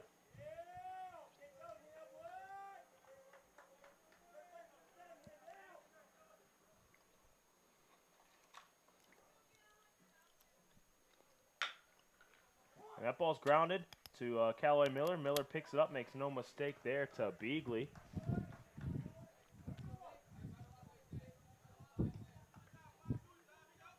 So apparently we've had some complaining here by a guy on our YouTube here saying that our feed is terrible, and well, I'm sorry that you think so. Maybe just tune into Bottno's cast of the game. Oh wait, all right, and the pitch there, and it's hit hard, foul. And that's by the DH here, relieving for Torero at number 5. Yeah, Casey Mack. Casey Mack. Got a head the size of a Mack truck, and the pitch, and it's a ball inside. Yeah, for all those that aren't really happy, just don't forget, these are college kids here. You know, we're college kids as well, trying to have some fun. Make some fun of this. It's a great game. It's a great day here in Williston, North Dakota. We got about a 75-degree day here for the championship Sunday here of the MonDak Conference Tournament. And instead of being so salty there, just put some salt on the rim of your margarita and enjoy the day here in Knight in Shining Armor on the YouTube account. So that's going to be a called strike there by on Mack here, and swing there, and that's a very soft hit ball to shortstop and Hester, and he's going to retire Mack there by getting Beagley out, and that's going to score a run. So Castle gets all the way around to score, and that's going to break open the score here for Bottno, and it's going to bring up Trevor Feeney. Number 24, Trevor Feeney. And Duger's gonna hit into an out there, but he's gonna get an RBI, and not Duger rather, but Mack. Yeah, 0-2 count here on Feeney. 0-2 early here on Feeney. 2-0. He'll take that low and outside, ball 1.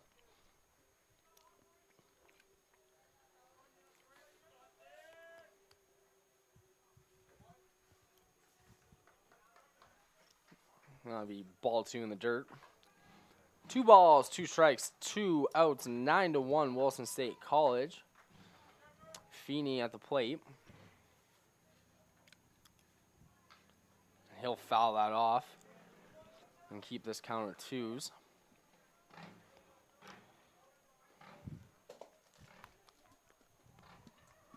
A 9-1 ball game here in the top of the 6th here for the Tetons. That ball's hit hard to Miller. Miller making another routine play there at second. Miller's been hot all weekend long on D, and Beagley's just gonna toss that ball there on the rubber, and it's gonna retire that half of the 6th inning here. 1 run on 1 hit, no errors, and 1 man left on base. So we'll take a 2-second break here, and we'll bring you back for the bottom of the 6th.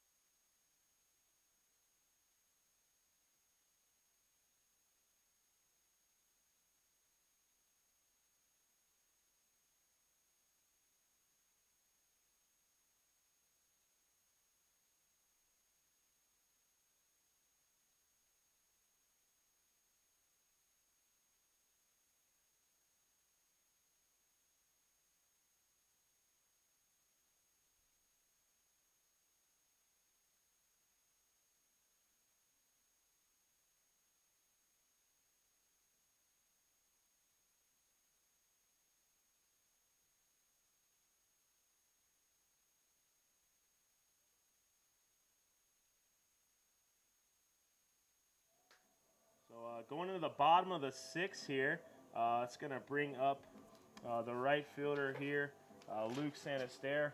Luke's been hot all weekend long and playing great on D as well. He's a sophomore, and he's going to be going down to the school with Beegs there down in Arizona here. And so best of luck to him and Beegs as they continue their baseball and college careers there.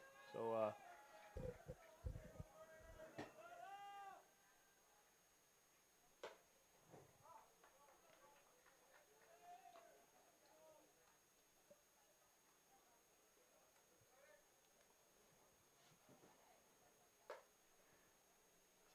got a 1-1 count here on Santaster.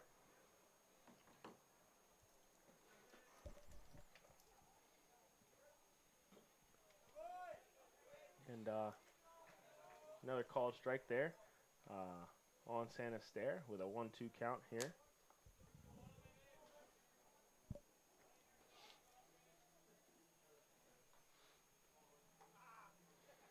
That one's going to take a hop before the plate. 2-2 count.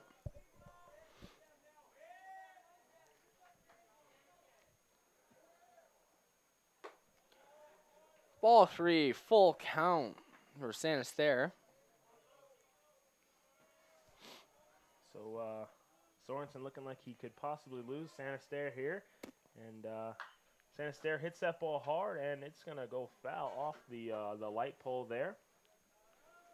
So special shout out here to Randy Beagley here out in Fallon, Nevada. Your son's lighting it up out here in Wilson, North Dakota. He's a great kid. That ball's hit hard to the third baseman. He cannot handle it, and Santaster's gonna find himself out there on first base here with an infield single here, or error rather on Bottno. Yeah. Now batting first baseman, number 28, Brandon Beagley.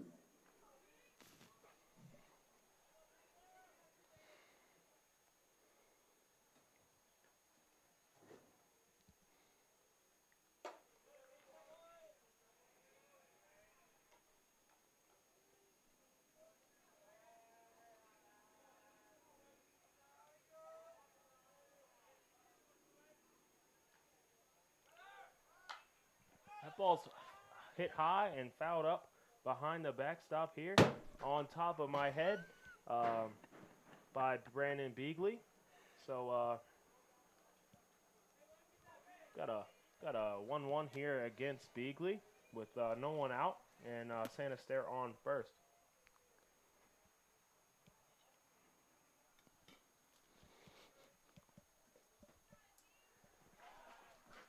They'll try and pick him off.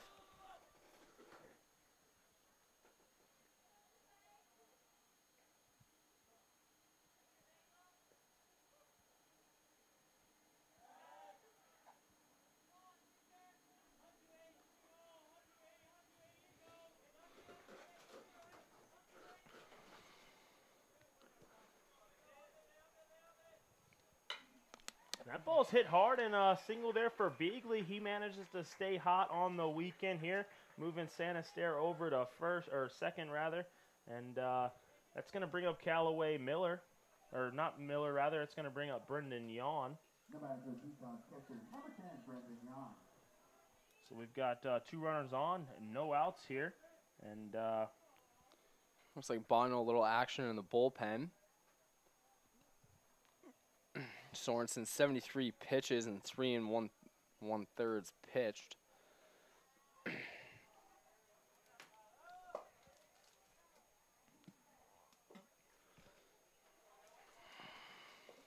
we're gonna have a little meeting here at the mound between the catcher and pitcher here.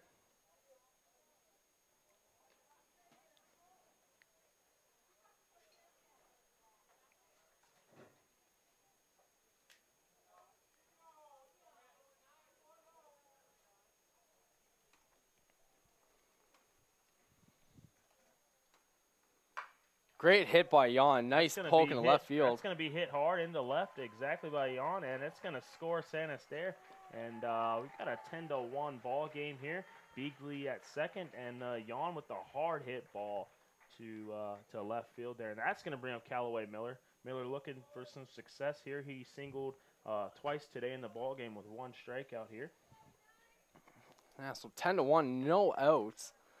Runners on first and second. Miller with a great opportunity. And he's got a check swing there for ball 1. Now batting to the Tetons first baseman, number 9, Callaway Miller.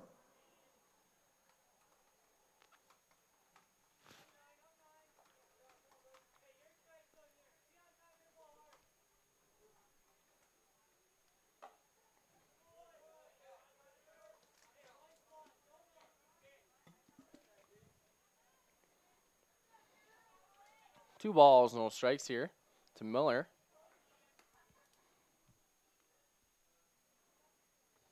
And he's going to try to keep Beagley honest there at second, stepping off to hold the runners there. Yeah, I love Beegs, but I can't see him stealing one. Well, you'd be surprised. The kid's got some wheels. He's got but, some wheels. No point in stealing here when the bats are as hot as they are here for Williston State. Yeah, no outs too, so you can take your time here.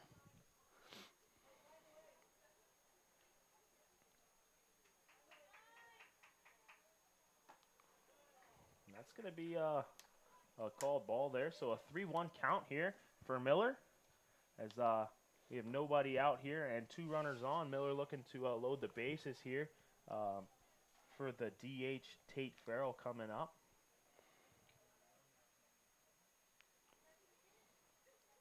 And a swing and a miss there for Callaway. So he gets a full count here.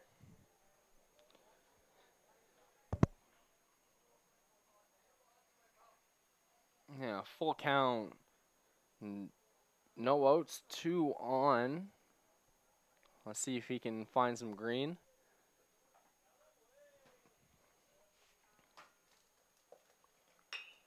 And that's hard hit in between the second and first baseman. And Beegs is going to go. And he's tagged out at home. Beagley could not make it. That's a great throw from the right fielder there in Legault. So, now we've got a double there by Callaway, and we've got 2 runners on in scoring position here. And so now we've got Brennan Yon on third and Callaway on second here, which brings up the DH Tate Farrell looking to expand this lead. That'll be a ball in the dirt, and that's a great toss from Legault out there in right field to get Beagley at the plate. That was right on target. Absolutely, great throw and way to get the tag down by the catcher here, and that's going to be inside there for ball number 2. See, we're not so rude after all. Giving credit where credit's due to the DCB players here, and that's going to be in there for ball number 3. So we got a 3-0 count here for Farrell. And that's a called strike there on the outside corner there for Sorensen. So a 3-1 here with 1 away. And that's a grounder there to third, and he's going to try to get Jan at home, and he does not. And that's going to bring up Zaleski here. So we've got an infield single there on the fielder's choice. And we've got 1 run scored. So Brendan Yon comes home. And it looks like we're going to see a pitching change here. Sorensen 3 2/3 pitched 86 pitches. So he did his job in there. Again, we're going to give credit where it's credit due. I mean, unfortunately, the defense just got to kind of pick him up. But we'll have number 22 in there to pitch. That will be Mark Fredericks.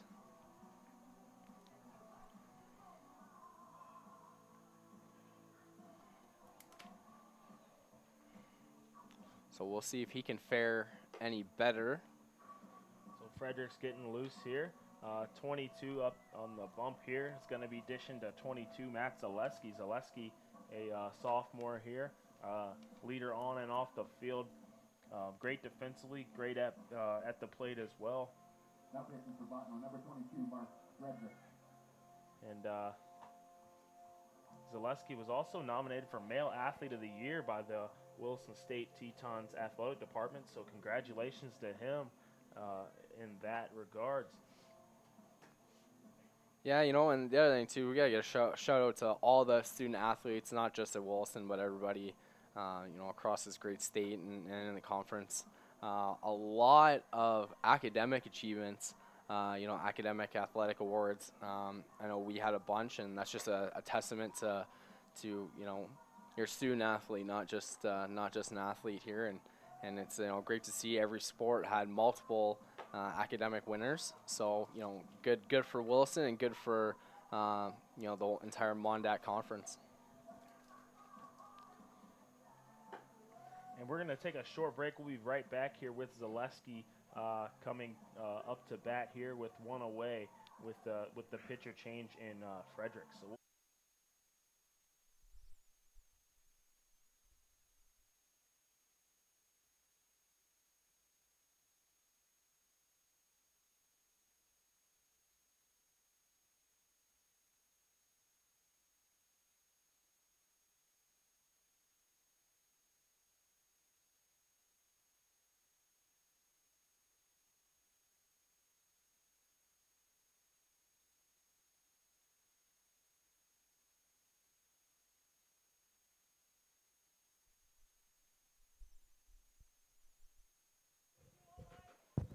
that's going to bring up Matt Zaleski here. He's looking to expand this lead, and he's going to take the first pitch there for strike one. It's going to paint the inside corner. First pitch strike for Fredericks. Looking to dig his team out of this hole. And that ball is going to be outside there for called ball one. So we've got Callaway, Miller on second. We've got Tate Farrell on first, and Zaleski up to the plate, and he's going to leave that one to the outside for ball number two. So a 2-1 count here for Zaleski, one away, and Romer, it's a great day here. Great day for baseball. That ball's hit hard, couldn't be contained there, but it was picked up and thrown from third there by Feeney to get Zaleski at first, but he moves the runners up a base here, and Tomas Leitenbauer looking to stay hot here on the day with 2 hits and a walk, 2 runs scored as well.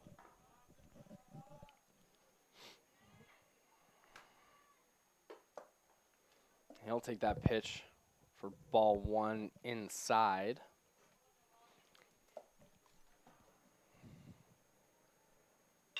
And that ball is going to be dribbled up to third base there, and Leitenbauer is safe there.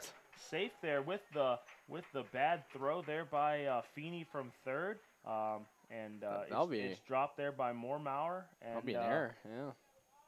And we got an error there. So Callaway Miller scores from third. Farrell moves over to second, and now we've got runners on the corners here.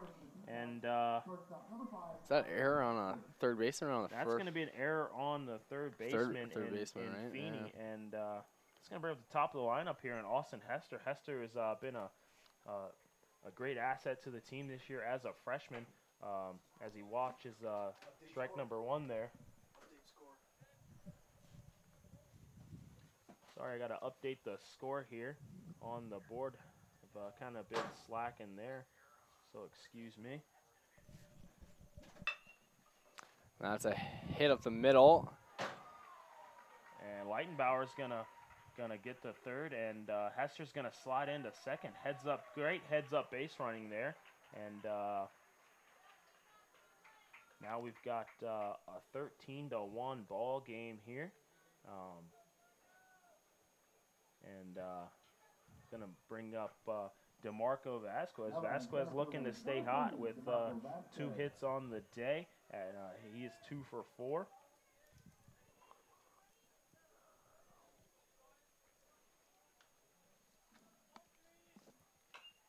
That'll be fouled back.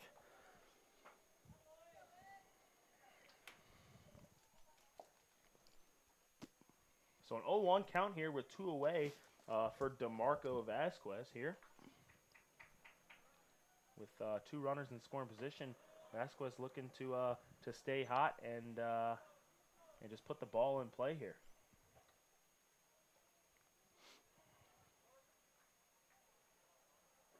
And that ball is going to be in the dirt and blocked there by the catcher there in Coonan. Yeah, Coonan's come in and done well catching in for Rosado. That ball's hit hard to center field, and it's going to be a diving catch there by the center fielder and Duger. Duger's able to stop the bleeding there. Vasquez hit the ball hard, and but just could not seem to find the green there. So 4 runs scored on the inning, 2 runners left on, and 4 hits, 2 errors there in the inning, and that's going to bring us to the top of the 7th here, and we're going to take a short break. We'll be back in just a moment.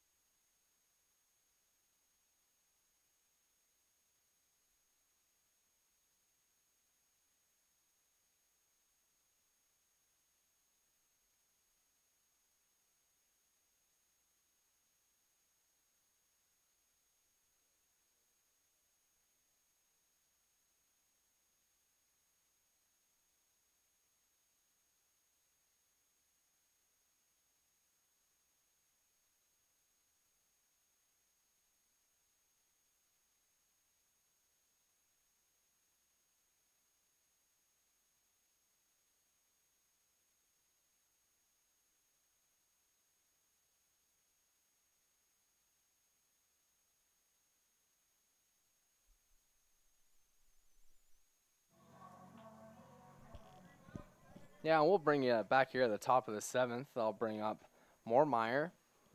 And, you know, to Yeah, Moormeyer hasn't had much luck at the plate today. Has hit the ball well all weekend, had a couple home runs. One big one yesterday off the scoreboard there. And he's going to take that pitch from Berkey for strike 1.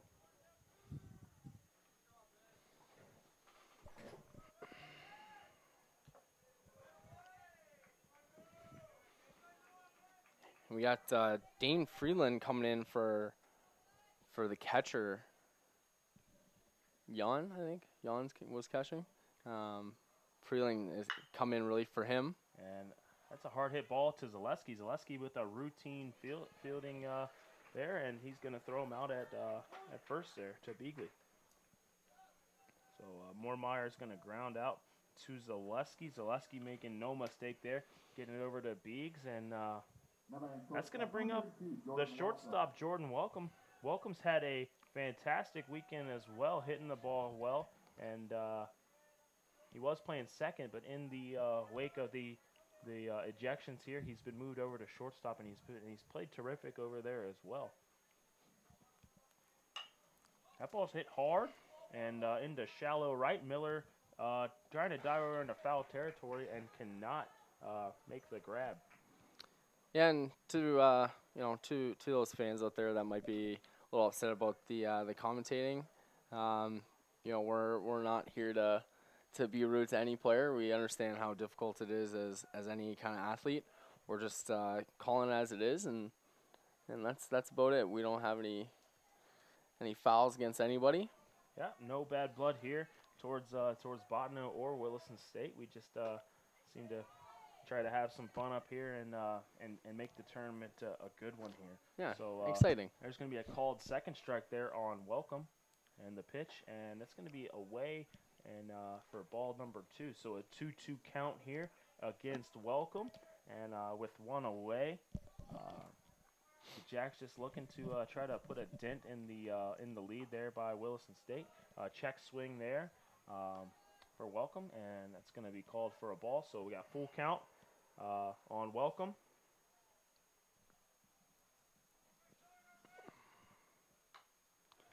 Welcome will foul that one back to stay alive.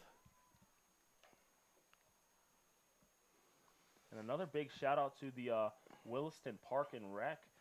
They've been working all week to get this field ready for this tournament, and they did a terrific job. And we just got a great weekend here for some baseball. And that ball's going to be fouled up back to the backstop here. And Dane Fredlin could not reel that in. It's a good attempt there. So great attempt there by Fredlin as he gets the mask off and tries to get back there to catch that and retire Welcome, but he cannot. So Welcome lives to fight another day here, and he's got a full count against him. And that ball's hit high and hard to third base. Zaleski getting under that and making the grab to retire Welcome. Hester playing with Zaleski behind him, acting like he's also going to catch a ball there. You got to love that. The guys having fun with this game here, and that's going to bring up with 2 away. That's going to bring up the second baseman, Mome. And Mome has had a decent day today. He's been hitting the ball hard on offense here. Has nothing to show for it on the stat sheet with hitting into 2 outs.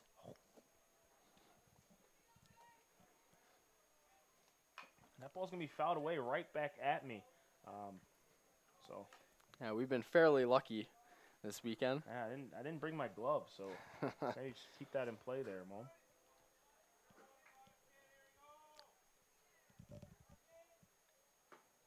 And he's gonna be buckled on that curveball there by Berkey there, and he's got a 1-2 against him here with 2 away. And there's another curveball. Manages to not paint that corner, so we've got a 2-2 count here for Mome. And that ball's hit hard, or soft rather, up to Miller, and Miller cannot make a play on it. It seems like Callaway is human after all on defense here. Having a great tournament, and that's his first error on the day here. So we've got a runner on first here for Dakota College, and that's going to bring up the catcher here in Cunnin. Cunnin singled his last at bat, and he's looking to put a dent here in the Teton lead. That's going to be in there on the inside corner for strike 1. So he's got an 0-1 count here.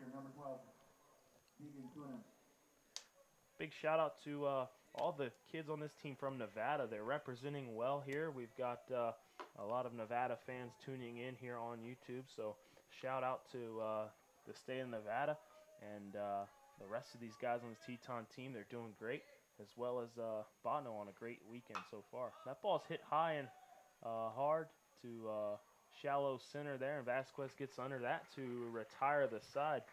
So Cunnin flies out to Vasquez at center, and that's going to take us to the bottom of the 7th here. 1 error and 1 man left on base.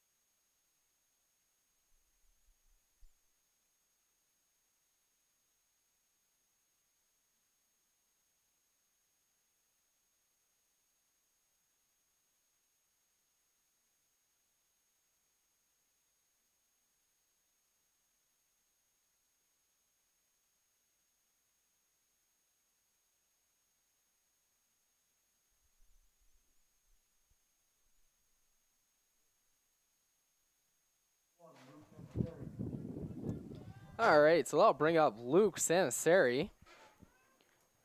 And he's going up against Fredericks. Came in last inning.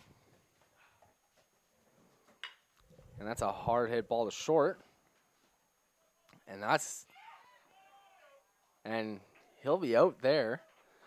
Good play by Moormeyer. That was a high thrown ball. Now batting for the Tetons, number 28, Brandon Beagley. So the big bat of Brandon Beagley will come up. He's 1 for 2 on the day, batting in the 4th spot cleanup here. Yeah, Beagley, one of those Nevada kids we've been talking about today in the broadcast as he takes the pitch there for strike 1.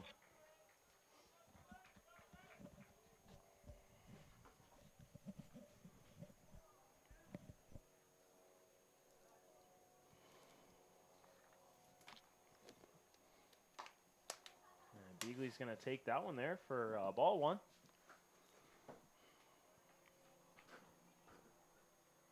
Or ball 2, rather. And he's going to take that one there for ball 3. So Beagley with a 3-1 here with 1 away. Nobody on. He's looking to stay hot. And he's going to watch that one go. And he's walked again. Beagley is not too unfamiliar with getting walked. He is a big bat, and a lot of guys tend to walk him rather than give up the hard hit ball. So that's going to bring up Fredlin. Fredlin came in to replace Jan here. Fredlin had his first collegiate home run yesterday against Bottno, so big congratulations to him as he fouls the first pitch away for strike 1. Fredlin committed to go play the rest of his college ball at Mayville State here in North Dakota, so good luck to Dane as he goes to Mayville next year.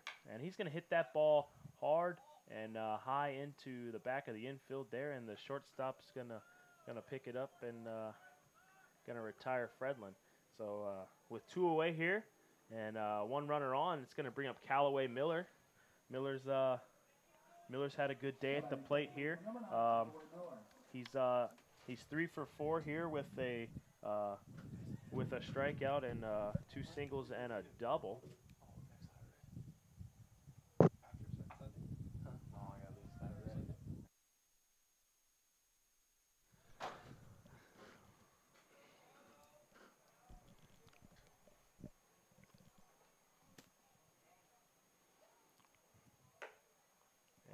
Callaway's going to take that pitch there for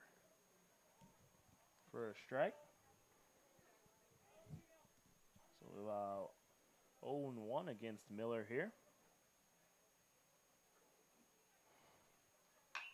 Miller's going to hit that ball high and hard to the right side of the infield there. And the second baseman for Dakota College is going to get under that and retire the side. So now we go to the top of the 8th inning here, and no runs scored there, and no hits, no errors either, and 1 runner left on.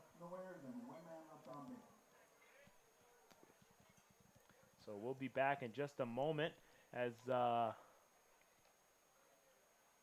we get a pitching change here for Williston, and once we get a number and a name on that, we will let you know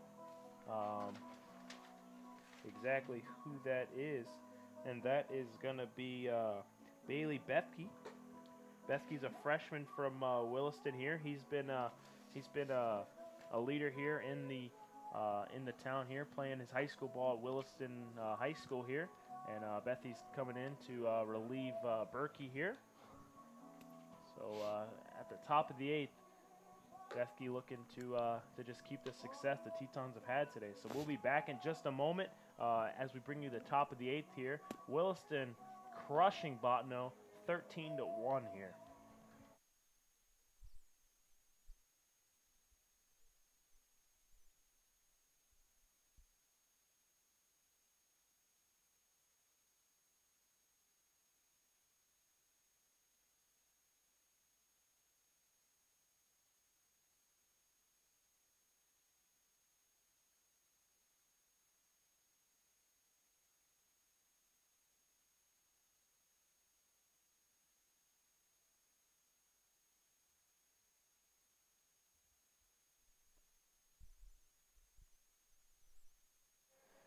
And here we are back, top of the 8th.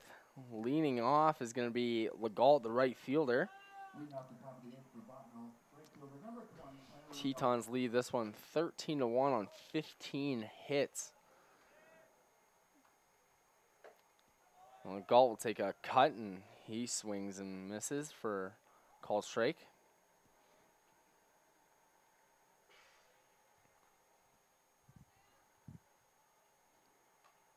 And he'll foul that off a little late. 0-2 count to start the top of the 8th here. See if Legault can get something going for these Jacks.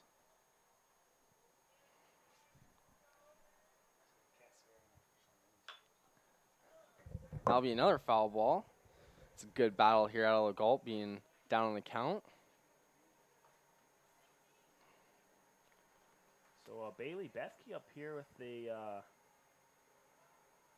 1-2 count on Legault. Looking to retire him here, and that ball's going to be hit hard and into shallow left, and that's going to be Tomas Leitenbauer getting under that to retire Legault there.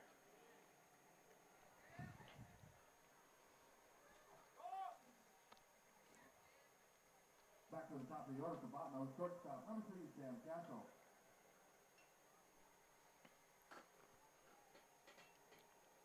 Castle here, he's 1-1. This will be his second at bat after coming in. And he'll take that one for a called strike. 0-1, 1 out.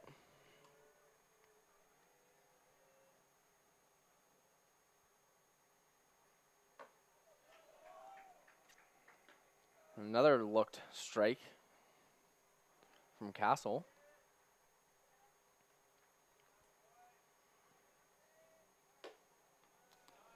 And he'll take that one just a bit inside for ball 1, 1-2 count.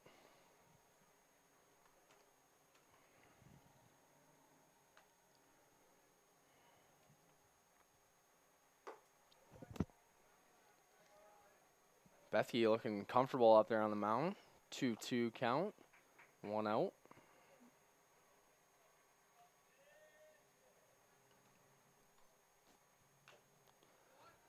Fouled off.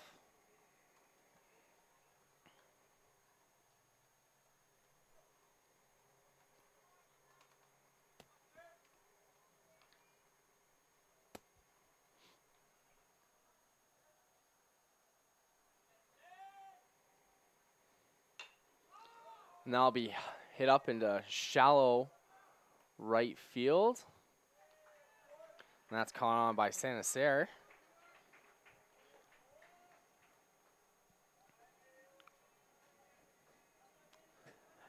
That'll be 2 outs here in the top of the 8th. And Dewar looking to make something happen, maybe get some magic going. And he'll hit hard up to Hester in the middle. Hester can't seem to get it over there, so Duger there gets himself an infield single.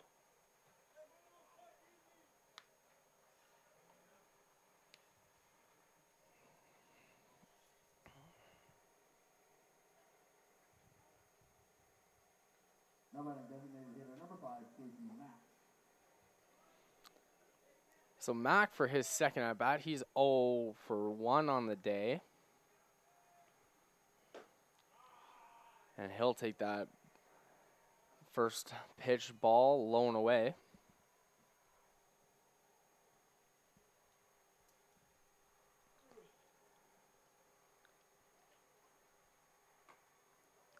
Big cut and a miss there from Mac. 1-1 count, 2 out, runner on first. Let's see if he can poke one out there.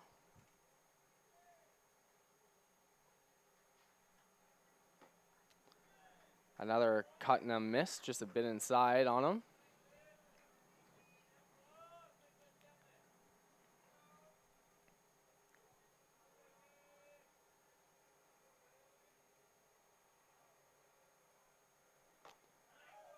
And a swing and a miss for strike 3, and that ends at the top of the 8th. One runner left on. Bottno on the top of the 8th. No runs, no hits, 1 error, and 1 man left on base.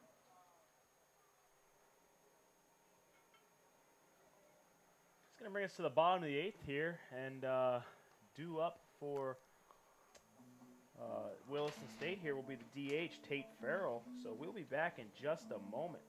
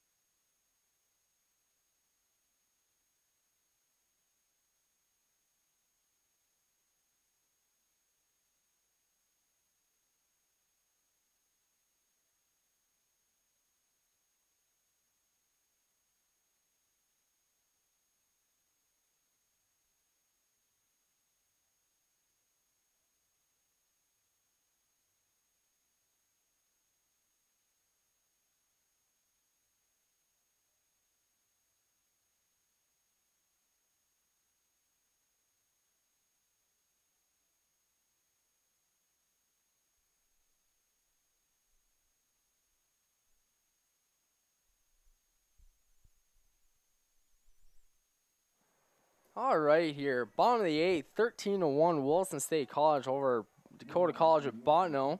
Designated hitter, number 15, Tate Farrell. DH Farrell up to bat. He'll take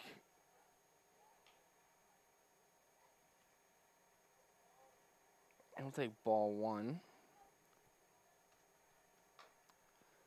He'll foul that one off. 1-1 count on Farrell.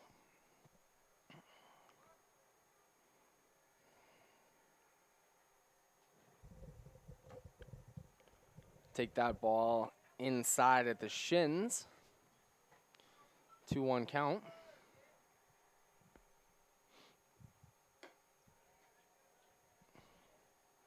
Ball 3 just high, so 3-1 here for Farrell. Fredericks looking to shut down the order. And that'll be taken for ball 4 there from Farrell. So Farrell with a walk there to start off the bottom of the 8th. And that's going to bring up the third baseman, Matt Zaleski. Zaleski looking to stay hot today. And he's going to take that for ball 1.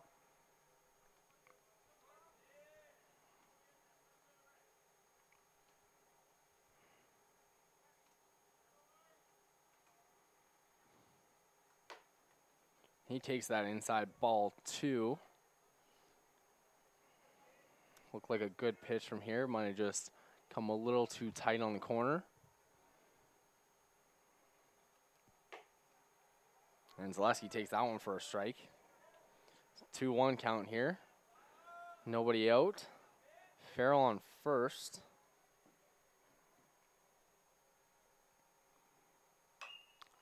Zaleski will drop that in foul. So Zaleski here with a 2-2 count, none away. And we've got Farrell on first here.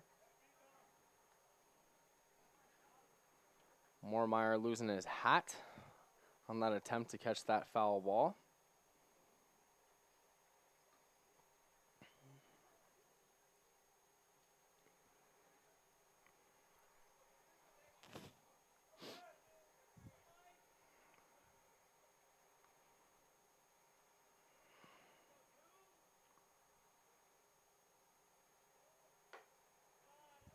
Going to take that one inside for ball number 3. So full count here for Zaleski.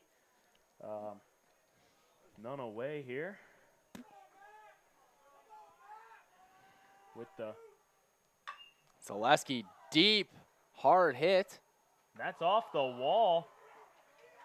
Zaleski going to stretch it into a double there, and Farrell making it to third. So Zaleski with a shot out to left, and both runners in scoring position. And Tomas Leitenbauer up here, looking to stay hot on the tournament and on the day here. So Tomas there with a couple runs in scoring position, or runners in scoring position there.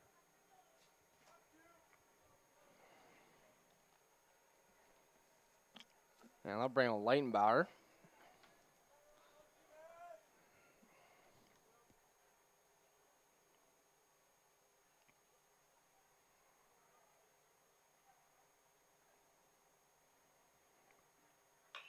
That ball's hit hard down the left field line, and or third base line. It's going to go foul.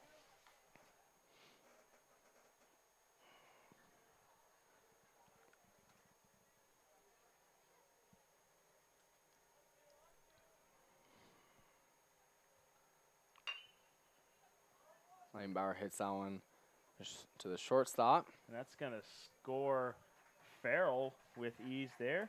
Zaleski moves over to third, and Leitenbauer is retired there. So now we have one away here, bringing up the top of the order here in Hester. Shortstop number 5, Austin Hester. So Hester with 2 doubles on the day, looking for another one here. And that's a hard hit ball, and that's going to go foul. Yeah, Hester 2 for 5. He's played well all weekend.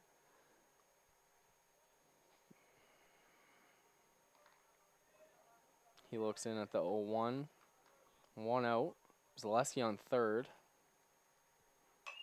And he'll hit that oppo field in the shallow right. And that'll score Zaleski no problem.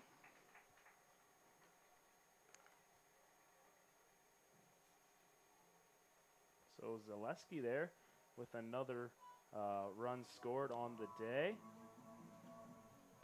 So now we have a 15-1 ball game here.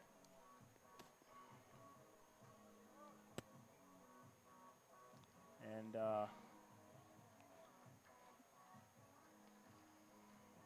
that's going to put Hester at first.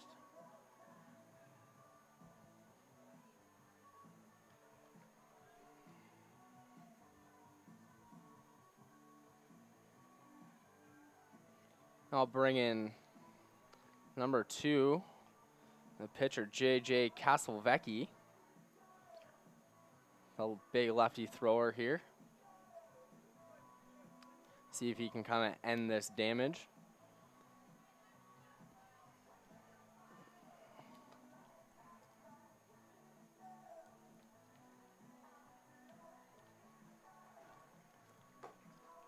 Yeah, we got a pitching change here.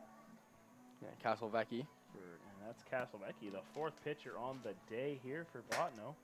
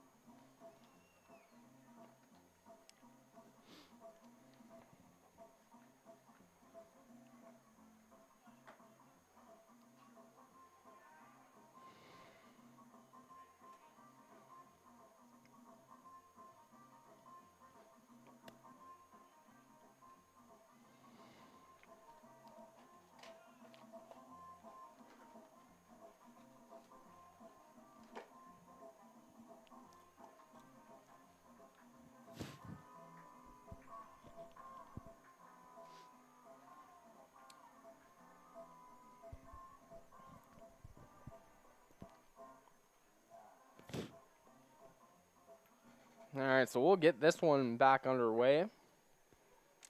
Vasquez up to hit against Castelvecchi. Yeah, DeMarco has got some great wheels here. He's had a triple and a single on the day here, as he's gone 2 for 5 here with two balls hit deep to the outfield.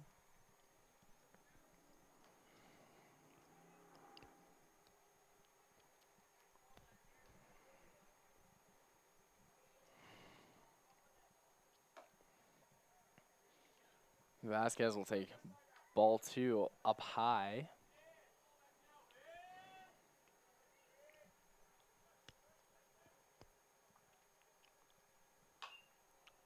Cut on and foul by Vasquez, making this a 2-1 count.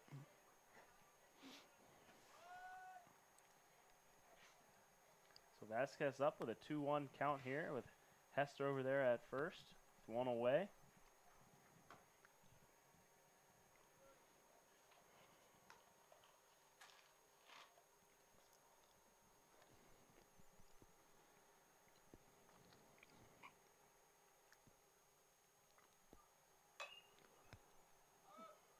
That's fouled out, and Moormeyer with the catch. It's a great play there by Moormeyer.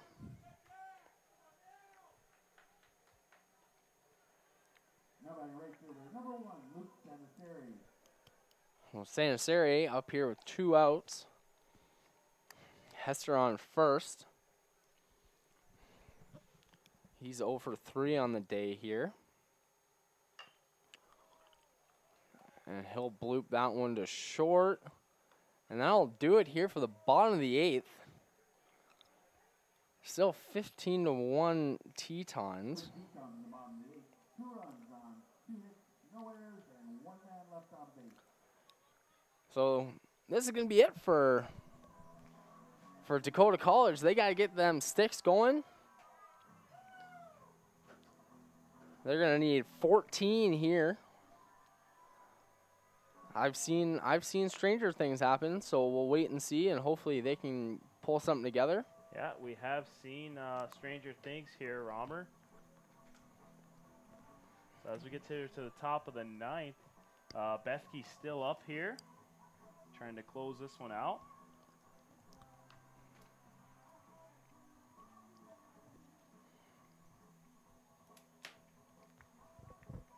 And we'll be back in just a moment.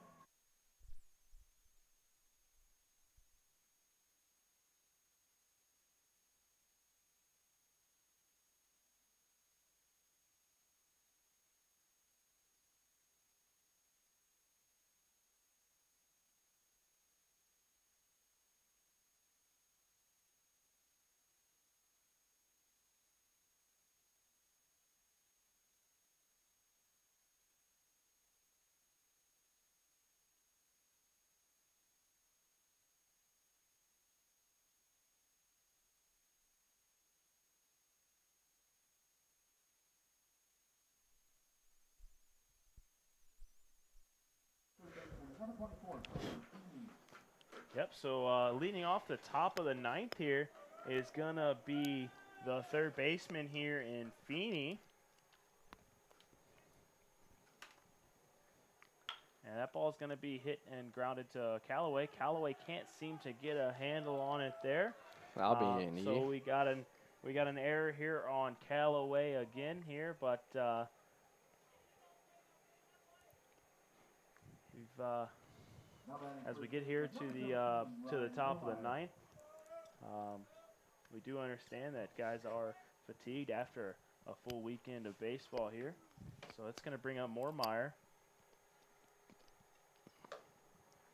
And Moormeyer's going to take the pitch there for strike number 1.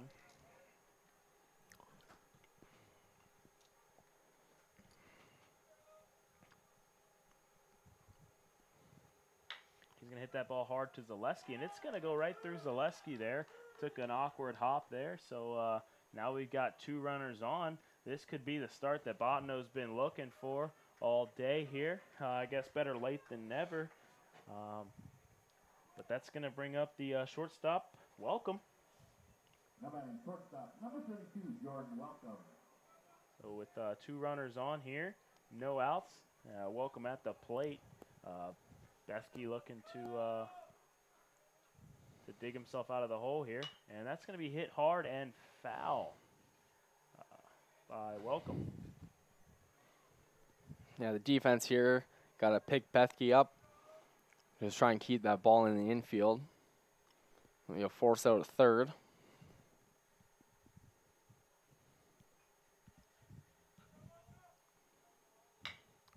And that's hit. That should be a double play. That's going to be rolled up, and that's going to be a 6-4-3 double play there from Hester Callaway over to Beagley. And we've got a runner on third here. And just like that, we got 2 away here. Bethke doing a great job keeping the ball low and forcing Welcome there to ground out to and be forced into the double play. So now we've got up to bat here. Mom. We've got Mom. No, not Mom. Moom. Nope. It seems we've got a lineup change here. Excuse us. And get a name on that in just a second here. Kellen Larger Quest? Yeah, we got Larger Quest up here. He's going to have a 1-2 count here early. So Bethke just 1 strike away from taking this conference championship here. And that ball's going to be fouled away there for Lagerquist.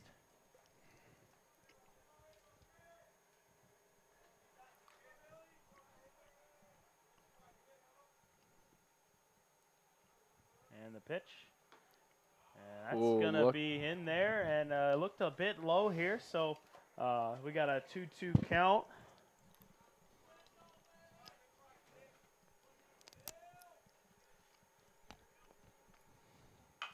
And that ball's hit hard to Callaway Miller. Miller picks it up, and they're going to win the conference championship here. Your Wilson State Tetons shellacking Bottno once again. 15-1 here at Ardeen Offit Stadium on Championship Sunday. So big congratulations to Wilson State as they shut down Bottno once again here. And again, congratulations to Bottno as they made it all the way here. And they've had a great weekend as well here as the teams look to shake hands here. So next weekend we'll be right back here with the regional tournament here. And again, I am Chris Silly along with Aaron Romerl. And good morning, good afternoon, and good night, Bottno. You guys have a safe trip back, and we'll see you next weekend.